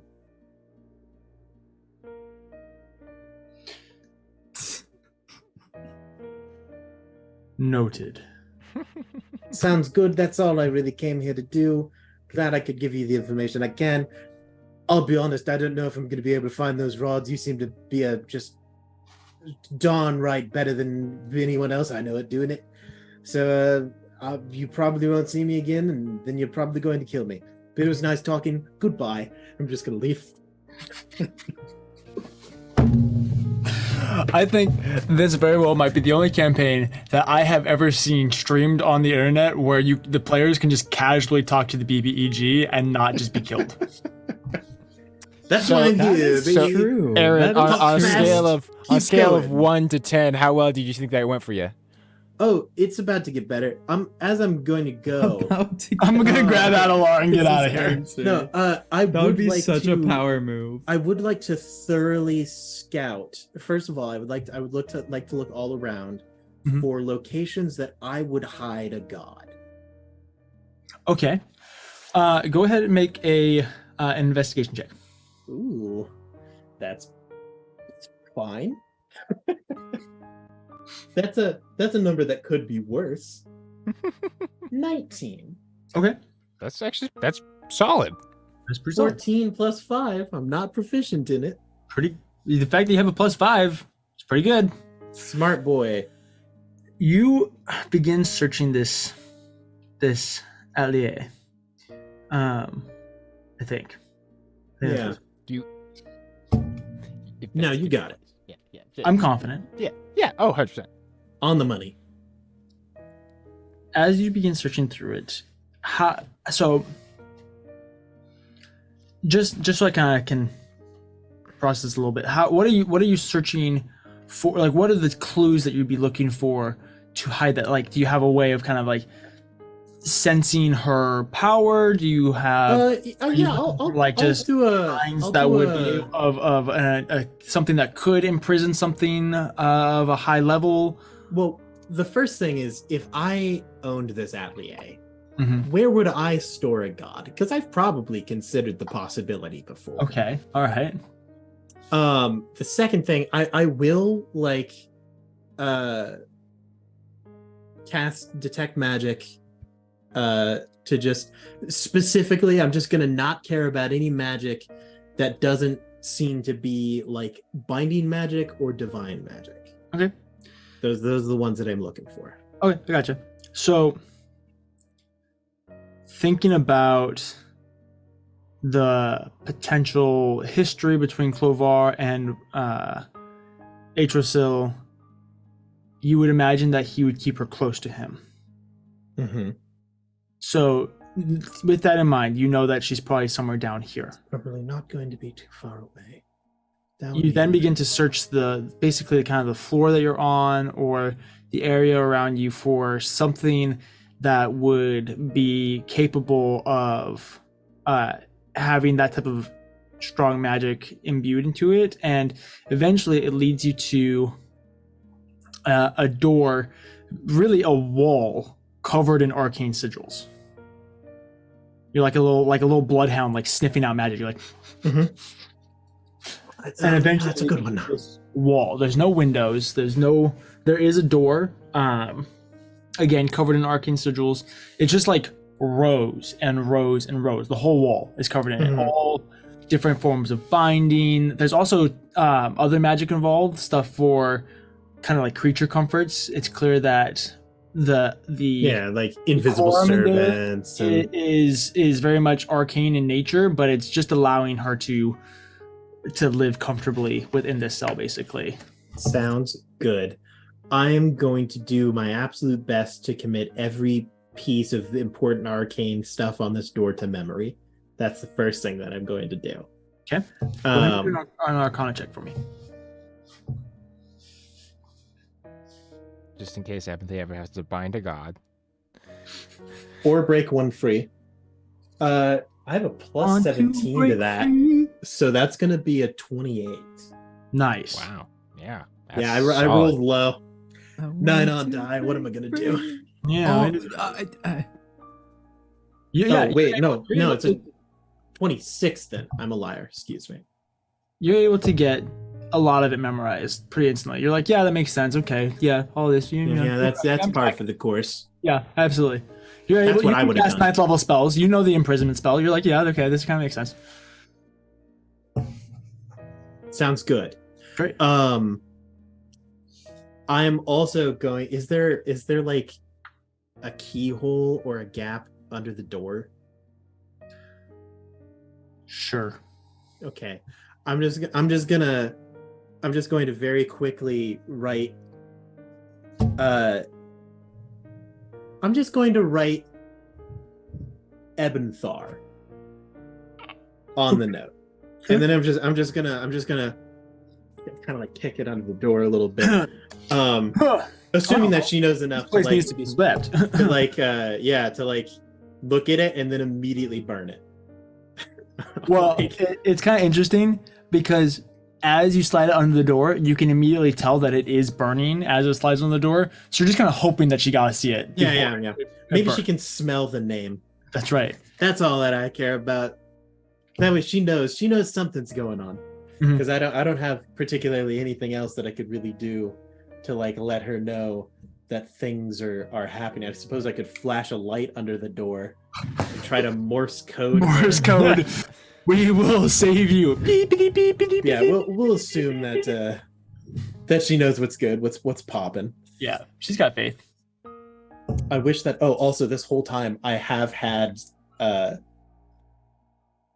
like 6 or 7 just stars floating above my head the whole time because Nice. that lasts for an hour. Nice. And then so now I know the location. I could theoretically plane shift back here if necessary. So I'm just gonna I'm gonna skedaddle. I got the info that I need. Beautiful.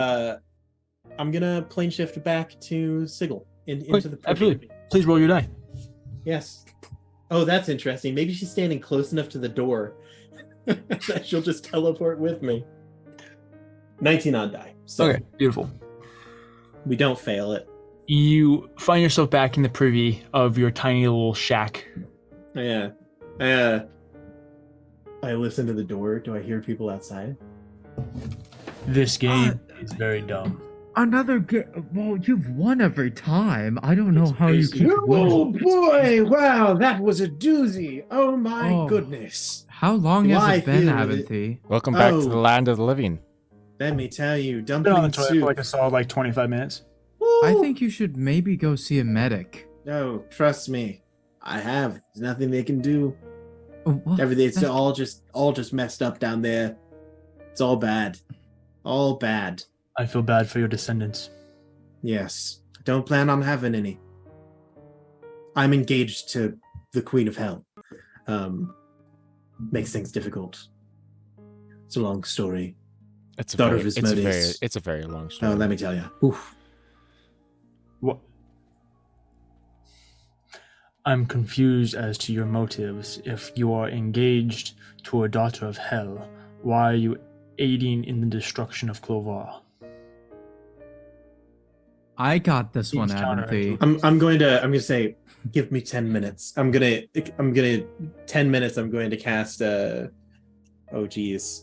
gosh dang spell that would have been useful 25 minutes ago. The private sanctum spell. That way, sounds can't pass through the barrier. It's warded from vision, and divination spells can't appear in it. Can't be targeted by divination spells while within it, and you also can't teleport into or out of it. And Nice. planar travel is also blocked while within it. And I say, Clovar sucks. My fiance is hot. Yeah, that's pretty much what I mean, I've gathered too. So, to put it simply, I also am one to question Abbathy's motives because he's both a very simple man and a very complex one at the same time. It goes real deep. The statement, "She's hot." It's a very It's personal and emotional relationship. yeah. As it stands, I don't know. I mean, correct me if I'm wrong. Abinthy. Really, it's just Clovar it has already kind of insulted Abinthy to a point that Abinthy wants to kill him. My spite runs deeper than the deepest vein of gold or silver you could find. It runs thicker than blood, thicker than wine, Thicker than iron. thicker From than what I my found, wife. Thing allow us to talk privately. Yes, that's why I cast it. I see.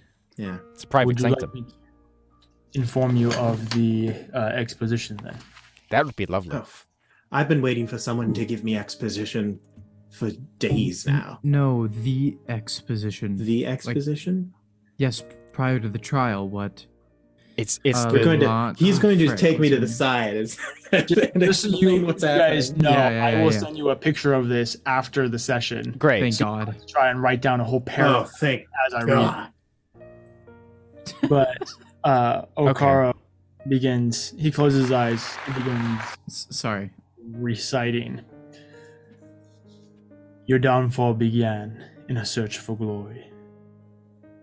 Longing to make yourself more than you were, you stole for power that was not yours to have. Your lust for the impure bred corruption. Corruption that stained you and marked you unholy. So you hid your sins in darkness, never letting them see the light, causing them to fester and infect the many. Out of fear of discovery, you lied to your God, stole from your kin, and killed those who uncovered your deception. When kings fell into your temptation, you let them fall into decay. You shepherded them to war, bringing death to the innocent. And when all was done, you looked down upon the ruin you had caused and felt joy in your heart. For you are the destruction of life and all things I have made into being. For this you shall fall like the many before you, never to see the wonders of the world again, but only to repeat damnation for all eternity. That's some pretty heavy stuff right there. Bars. Each one of the 6 truths are the embodiment of what caused of the sins of the people. Glory, lust, darkness, fear, ruin, and war. Interesting. It's like the intro. I was trying to think of a clever way to say it. Glory, fear, and fortune. Oh, sorry, that wasn't clear. That wasn't clever at all. It's just that's just in the intro. That's been there since like day 1, bro. Wait, did he say fortune was one of the 6 truths? I didn't say fortune. Fortune and darkness are all of those ones that words? got switched, unfortunately. Oh, I see. That's what happens when you plan a campaign over 3 years and you stream it and you like rework things so many times and you lose your notes and then you find your notes and then you lose your notes and you find your notes. One of the words gets switched. Every time. Should, Guys, we're gonna have guys, to theory errata craft. Does that every mean we're single gonna fight episode. 3 of the 6 truths? I hope it means we're gonna fight our like shadow people like personally- in Smash Bros. I would love to throw down with all of them. I would not. No. Not all at once. Like that. I don't think that would be very. Oh, fun. wait, this is just gonna turn into Monster Hunter? Boys, we could just I'm so become in. the 6 truths, brother. If I were to create a stat block for them, I would take a Tarask and then I'd like Make it give add a it like the dragon to it. legendary actions of any like all of like the Lords of the Nine Hells. Immunity to damage. Just yeah, I would just be like infinite. It auto hits. It does infinite damage and it's invulnerable to everything. That That's- sounds like you. That sounds like sounds it'd be hard lovely. to fight. I can take it. Abby says, I can. Look, Aaron Look, would break the he game. did I not have- say immune to imprisoning. I have Or fully wish played. Are in prison currently. I have fully played through Shadow of the Colossus. I think I know how to do this. I'm kind of an expert. Yeah, absolutely. All right. Um, Okay, well. Anyway, our next move. So, I mean, I guess, I don't know. We can check to see if the Mist Runner has arrived. Otherwise, we still should have time to maybe talk to some other people, or I guess maybe go back to the Soul Stealer's Citadel and try and see if we can't get his skull for the poison. We have a couple options here. Again, like always. Yes. I think that we should definitely check to see if, for some reason, the Mist Runner has arrived early. Uh-huh. Because that would just be wildly convenient, and it would really suck if it did show up early and then we weren't there for it because we were like, oh, we'll be in here for 2 weeks. Right.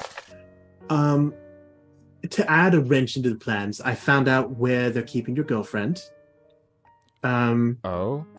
How? We could also, I'm down to kill the soul Valesh Shaltaron. I'm down to do that. That would just bring me joy. I mean, it's still something that's kind of weighing in the back of my mind, but what do you mean you know where they're keeping Atrasil? Yeah, how do you know that? You kind of breeze over that. It's a long story, and I was kind of hoping that just no one would question it. It's not. Is that where you've been for the past 20 minutes? Atrasil is alive. 24 Yes, she's the current goddess of death. Why you go to the war and bathroom life. for Sorry, not death. I serve hours the at a gods of death. time? Atrasil is a goddess. Yes, she's also my girlfriend. What do you mean you know where she is? So how did she become? How did the womb of hatred become?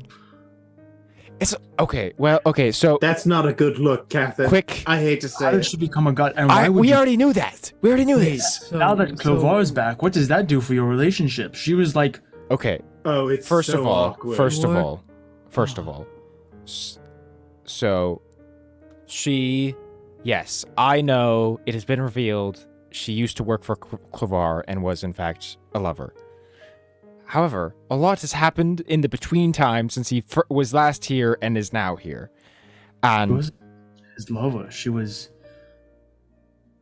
They were each other's partners. That she almost was she very well could have been the entire reason that Clovar did anything. Any of his ambition was for her. Any and everything. Sounds like a weakness that can be exploited. I mean, okay, that's a fair point, Abithy. I don't like that you're talking about my girlfriend in that way, though. I talk about everyone that way, just to be fair. It isn't just because it's your girlfriend. He's talked about me that way in front of me before. Absolutely. Anyway. It's a bit debilitating. Anyway, a lot had happened after that. Eventually, You're sure she hasn't been using you as a pawn this whole time to bring him back? I'm positive. She seems pretty nice. I'm not trust going to her. lie. I wouldn't trust her. But I'm barely even involved with this anymore, so what do I know? I'm down to get betrayed. I'm just saying. Abinthy, where is she? So she's at she's at Wisteria Vale, at the Atelier. Lower floor, there's some big double doors. It seems real hot past there. Try to slide a note under the door. We're just going to hope that she smelled it, because pretty sure that there's no way I would have needed some real heavy duty vellum to make it through there. I could go back there, but Clovar said that the next time that he saw me, if I didn't have a rod, he'd kill me. So if I would want to be a distraction, so that way you could go break out of them. Okay, but these big doors, you said there's a bunch, they're just big doors, or Oh, what? they're so covered in magic. Okay, they're it's like door and then so much magic. I look at Edward. How confident are you in breaking such a seal? He can't can break do it. magic Because you best locks. believe I can't. No, I can't. I have the Edward. knock spell. Edward. I learned it. I grab him on the shoulders. I say, Edward. I learned it from a librarian. Shh. Librarians are mystical creatures. I can't tell if Abinthy is serious or not. Edward, you have Abby. shh. You have seen the world through my eyes. You are a bard, Edward. I have seen bards sing colors to the blind. I have seen them wring tears from stone. The power lies within you, Edward. You can break those bonds. Listen. See with your eyes, hear with your ears, your inner ears, your inner eyes. This is what I've been trying to teach you. This is what I need you to do, Edward. I need you to believe in yourself. I need you to believe in me. I need you to believe in the me that believes in you. And therefore Apathy. believe in yourself. Apathy. Are you about to hit me with some whining? You know how I I feel was about just whining. going to say, all this time I thought you were struggling to have movements, but you've been doing plenty of moving, and I'm still hung up on that. Most of the time, I'm visiting my fiance. I'm not going to lie. Oh, okay. Well, okay. I understand.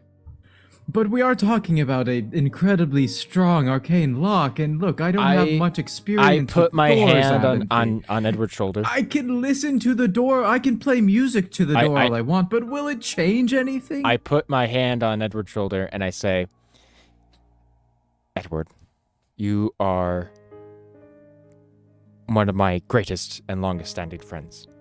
Kimura scoffs in the back. I knew Edward before I knew Kiyomura.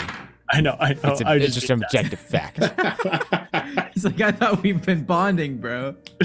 Like, what the freak, We man? went to the gym, dog. I spotted you. We sparred Bro, together shirtless. We were Come on. in the arena together. I'm crushing on your sister. I'm about to be your brother-in-law. Yikes. I've seen you do and accomplish many great things. And while I'm sure it is intimidating, Abinthy is one of the greatest spellcasters that I've ever seen and encountered. Like a strong top 4. And if he is truly confident in you, then so am I. There's You're- one thing that I can think about. I mean, there's many, but there's one theory. Everything has a natural resonance. We all know that. Most things Absolutely. need such an incredibly loud noise that it will You're never gonna try and happen. unlock this door by singing at such a high pitch that you resonate with the frequency of it and cause Edward, Now, I have a You're- theory, though. I have a theory. If material things can resonate, and if music influences the wheat or magic or whatever, from what I've seen from Abinthy, theoretically, magic is somewhat structured, as we saw with the time stop. So theoretically, it could have some sort of resonance, and it could You're on the path. weaken it. Right now, it you c- can see the rules, and I need you to ignore them fully. Edward, I have seen your words and your songs move hearts and minds. It's not What the is stopping same. you from moving a door? Why is it different? So Physics. I don't know. just to help Grant not have his mind be broken, is there actually something that you guys expect him to be able to do? Or Yes. Really? Yeah, I fully believe in you. The knock spell? I There's expect you to roll up with some Aaron nonsense. Okay. we're about to get wild in this thing. I expect you Look. to roll up and say, DJ, there is no Let's feasible be reason why I clear. should be able to do this, except But for I'm still gonna- this vague, cool thing that I think would be neat. Can you please let me roll Oh. 7 die, and then you'll succeed on every single one. Oh my gosh. This is what I knock, need from let you, me Edward. read knock. It opens Cast a spell doors. that unlocks bro. a door. It's pretty good at it. It's really good at It it. also alerts everybody. That would Knock. care. It does It's do like, that. It literally makes it like a huge For 300 cacophonous feet. knocking Like, yeah. sound. this want this you- brings me back, guys, to like the first episode when we're trying to get into, or maybe it wasn't the first episode, but we're trying to get into like the underground. Yeah, and we can't You know what I open mean? the door. We're using like Thunderwave and stuff. Yeah, I remember that. That's a You throwback. alerted all the guards because you guys you cast Thunderwave like 3 times. It's just this massive thunderclap. Yeah. Edward, I'm thinking, Abinthy. If I'm trying, you- but you're telling me not to think. if you need to charm this door, if you need to seduce this door, Oh my god! I don't care. I need you to open this door. I need Okay, you to find okay, the key listen. within your heart. You gotta believe in the heart of the cards. I'll try to come up with something, okay? I- I'll think so hard. But Look, no one I'm- else can do it. I need to be distracting Clovar. No, that It can't has to be true. You. It has to be you. Okay, but okay. So Here's are what you I'll just, do. Like wanting to go do this right now? No, I'm just telling you to be prepared. Okay. I'll be prepared. I'll rack my brain. I I'll need come you to up with steel something. yourself. Come up with some plans. I won't even ask you, Aaron. I'll do it all on my own and That's all I surprise ask. everybody. I just might need a reminder so I don't forget that I have to do this thing. I won't. You won't forget. Okay, Abinthy, look. I've seen crazier things happen, so I'll think it through and do my best shot. Okay, I'll It's just a door. practice. It's just Look, a big door, big most- fancy door. There's a lot of my magic that I've just kind of found along the way. Yeah, the best way to playing find it. and so I'll practice and we'll see if I can come up with something. But I can't. Play the song of yourself, Edward. The song that lies within your soul. And you think that'll open the door? I think that you don't know what you're capable of. Do you hear that? Wait, stop. The sirens? Yes. The Modrons. They found us. I want to seduce you. If you need to pull out a full dance routine Okaro to get this speaks door up. open, I think he's got it. You got to open the door. oh Can wow. I? One way or another. What's the current plan? Are we just gonna be stuck in this box? No, I thought that we were Like, going to go to the. We should go to the docks. Right, go to the docks. And See then, what's Give it there. a check. And then yeah, we'll think about it on the way. Let's stew I guess for this a Okaro. bit. I mean, where do you want to go now? I mean, Yeah, that's a great question, okay? Do you we want don't to have stick a with the great group? place for you guys to gather right now because we don't want you guys all to be in one place because that's extremely No, stupid. that would be very bad. I could send you back to Isgard if you wanted. I mean, you would know better the places for you to run and hide if you already know that Zood's Thrym can find you. Theoretically. Sigil is a pretty good place to dodge. That's true. It's very confusing. I have a home here. Oh. If Abinthy's situation of a little hidey hole, it's a very common idea here. Does yours also sit beneath a dumpling shop? No, mine sits beneath the palace. Oh. They don't have nearly as good dumplings. I've tried. I think he probably has. I think his hidey hole is a little bigger than yours then. Mine is comfy. You don't want a shoe that's too large. I'm going to leave now.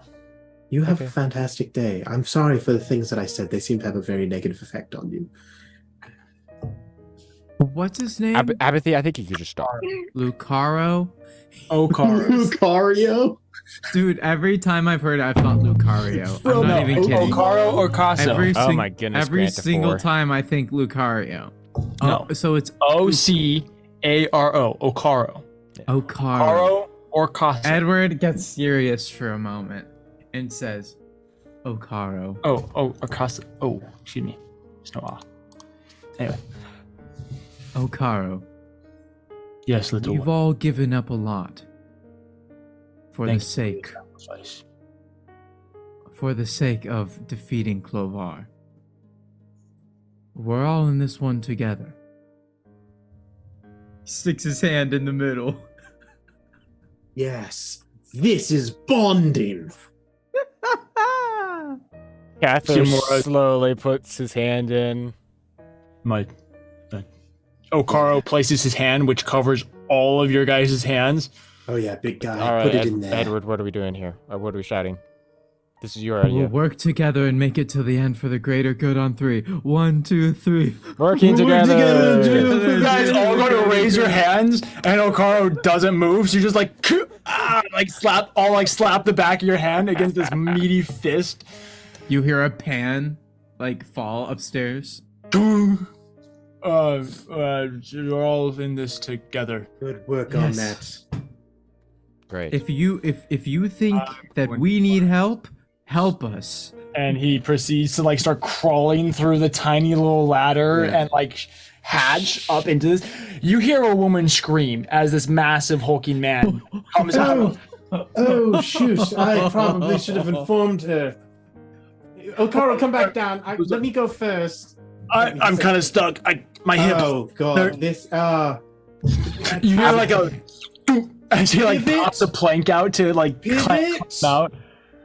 No, pivot. Left. Left pivot. His other hip pops out. Eventually. Oh, that's not good. Gather, we're going to making need his some way up. healing. And you guys are left with a broken hole on top of you. Not the first time that's happened. I don't suppose you have the mending cantrip, do you? I do. Aaron. Yeah, you got it. You got it, DJ. Hot Oh my dang, gosh. zinger. I do have the mending cantrip. I'm just going to be like, sorry, Mrs. I forgot her name. I forgot her name too. Oh, Sullivan O'Reilly O'Harris. Oh, Jamie the Third. The most Irish name I've ever heard. She's just strangely enough Scottish. Fair enough. She's also a redhead. Oh, wait, no, strangely enough Italian. Just like some completely away from everything. Yeah, I'll mending the thing, and then I assume that we proceed to the dock. Yes. To the docks. You guys begin making your way towards the docks. You disguise yourselves as you did last Yeah. time, so you don't tick off any of the secret police. Yeah. Oh yes, sweetie. Oh no! Not this again, please. I forgot about that. Please, not this again. Please choose a different darling, disguise. You always know what to say. Oh, don't worry, dear. We'll find that boat. Oh, You just wait it's so for it. hot outside. Could you Do we find make it me to a the nice dock, cool DM? glass of lemonade? As Have this water. stop! No, we're not doing this again. Oh, you're a No, tall drink of Grant, stop it. water. No, I don't need Grant, any more stop. of that. No, I refuse. Yeah. As you guys begin making your way down to the docks, This is our best bit. you quickly notice that there are a lot of people rushing to the docks. Oh, Oh, interesting. It seems what a as hubbub. there's something going on. We As you quick in space. Hop, hop, hop, hop, Yeah, hop, you hop, guys- hop, hop, hop. kind of join in the crowd, wondering what's going on. As you pull in to the docks, you see that there are several ships that are ablaze. Oh, my. Oh, And it looks as if they have like elemental fire serpents Again. oh, like rushing yeah. all around them. But that's not the most concerning part to you. Oh. How is that not the most concerning? Well, I guess we're about to find out. One of the ships is much larger than the others that are on fire.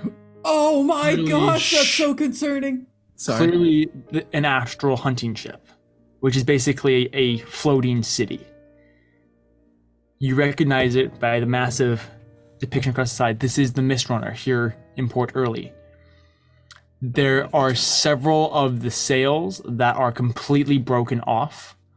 It looks like the ship is kind of like bowed in half a little bit, like it's on the verge of like losing its back half into the void.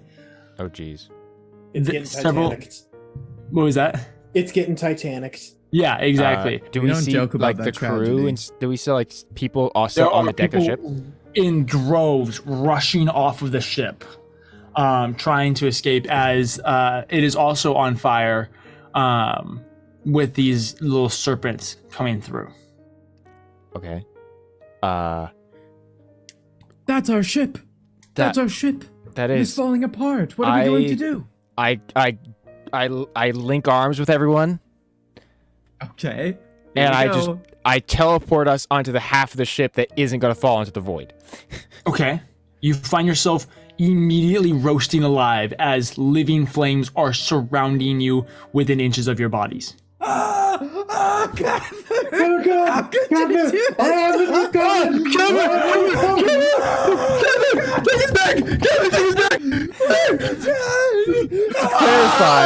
To clarify, I wouldn't actively put us in You have no fire. way of knowing where there's active flames. Well, the thing is, though, I can only teleport to where I see since I'd never been into the Mist Runner before. the whole thing looks like it's on fire. Okay, Just then put I us won't like do a- that. I'll put us Yeah, right. I'll put us absolutely. near the Edge. ship. Then I'm Right, sorry. absolutely. I thought I thought it was like beginning to go up in a blaze, but like No, there no, were still no, spots the whole, on the the ship whole that thing were is on fire. okay. Yeah, you teleport into the drove of people. You teleport and you immediately start to get, not to like continue to like crush your dreams, Drew, but you teleport in like as close as you can get. Right. If you get any closer, you're gonna get ran over by a stampede of people. Okay. That's I fine. hold up a sign that says Marcus Steele on it. You held that. You made that so quick. I was holding it the whole time. I've had it the whole time, buddy. Yeah. I'm gonna tell the others, stay here. I'm gonna try and make sure everyone gets out, and I'm You've gonna got it. I'm kind of gonna muscle my way through the crowd and try and make sure that nobody is stuck somewhere. Just make an athletics check. Yes. Do I have any spells that could help with the ship situation? Water. I have Big chain water. lightning. Big water. Big water. Big water is always watching you. Summon boat. No. That's a I can- 12 I can- DM. Okay. You are making your way through the stampede of people, but it's slow progress. Yeah. Unfortunately, you are shoulder checking everybody you can, and you're a big boy, so people are kind of getting out of your way. But also, like the people that run these ships, they're massive sailors. Yeah. They're sailors big too. boys, too. Yeah, for sure. And so you're just like fighting your way as fast as you can.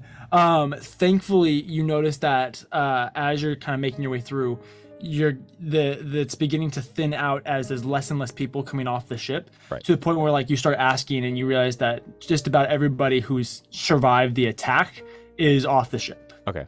And do I get a sense as to what happened? If you ask, Like if I would ask. Yeah. That's just what's happened here? How did this happen? oh, sorry, my nose just suddenly like, ooh, like felt like I needed to sneeze and then I never did, and then like my mustache started like itching the inside of my nose. That was a really weird set of sensations. I'm sorry. I feel that. Yeah, Aaron knows what's up. You grab one of the random sailors, wide-eyed, fearful, looking about. You ask him what happened. We were attacked in the Destral Sea, not by a dreadnought, but by a group of mages, and Every time. they could summon the elementals. Did These are the remnants of their servants that I'm they looking, wanted to. I'm looking for a man named Marcus Steele. Was he taken by these people? Do you know? I haven't seen him. They might have been looking. They were looking for several people. I think he was one of them. If he's not here, then they must have taken him. Okay. Thank you. I'll keep kind of pushing forward just to check with my own eyes to make sure that nobody is, trying to escape and can't. Yeah, you go ahead. Yeah, you can see the boat pretty well at this point. You kind of shoved your way to the front. You can see that it's pretty much empty. You do Pretty your much empty. Like not. It's empty of people. okay. Living people. You're pretty confident that there's nobody left on the ship who should be off of it. Nobody alive left on the ship. I'm trying to get away with not saying that, but yes, that is the general gist. Obviously, there are Okay. several. They're so dead. Okay. Yes. Just so dead. About to sink. I- That's so messed up. After seeing that, I'll make my way back to the others. Abinthius cast Watery Spear, and anyone who's slightly like still on fire, he's still holding up a sign. Just Cather, did you find a wood? No, it seems the anathema was here. God dang it! And Blast it all. they definitely were looking for Marcus, and likely succeeded in capturing him. But he was supposed were to be here the too easy late. one. There's nothing we could really do. Well, now what? Well, that's a fantastic question. Perhaps a Okay, question for the next episode. Oh, and with that, we are going to go ahead and end tonight's episode. thank you guys so much for watching. Tonight, this was a really fun episode for us. We're really glad that we could share this with you guys. Sorry that we couldn't do this live again. I'm sorry. Yeah, come on, DJ. Jeez. Well, so I now love you so much, chat. I just wish I could give you hugs. all the little hearts, exactly. Sorry, I work in retail, and like once a year we have to take a whole inventory of the entire store. I feel so that. I will be working from noon to 9 tomorrow, which is basically to put it in perspective, our stream normally runs from 5 to 9, so definitely can't make that work. And it's the one day a year where I'm not scheduled on Monday, so Should just get a GoPro. just stream the inventory. Yeah, a That's GoPro right. just pointed You at are your face. DMing So while you're- you're doing your yeah. job. Yeah, guys. So we're gonna need you to roll initiative. Yeah, Absolutely. DJ just keep track of everything like in his head, just all the numbers That's and right. everything. Absolutely. I am that smart. I can do that. Thank you guys so much for watching. We love you guys so much. And we're so thankful that you've spent so much time with us over the last few years. And we're excited to be able to round out this story, even though there's still several episodes to go. But we are excited to be entering the end of this campaign and to be able to share this with you guys. So thank you for sticking around. Thank you for being here with us. We really appreciate that. Oh. Yeah. Anyway, losers, now you're gonna go do something else with your lives. Come back on Thursdays for table scraps. As thank you, as Aaron's gonna talk about this episode. It'll be real great. It'll be real great, real rad. And yeah, is there anything else that we want to say, guys? Oh, I can't yes. think of anything off the top of my head for me. All right. Yes. I do have something to say. Okay, the floor is yours. Good luck and Godspeed. We'll see you next time, Dungeoneers. It's been stolen.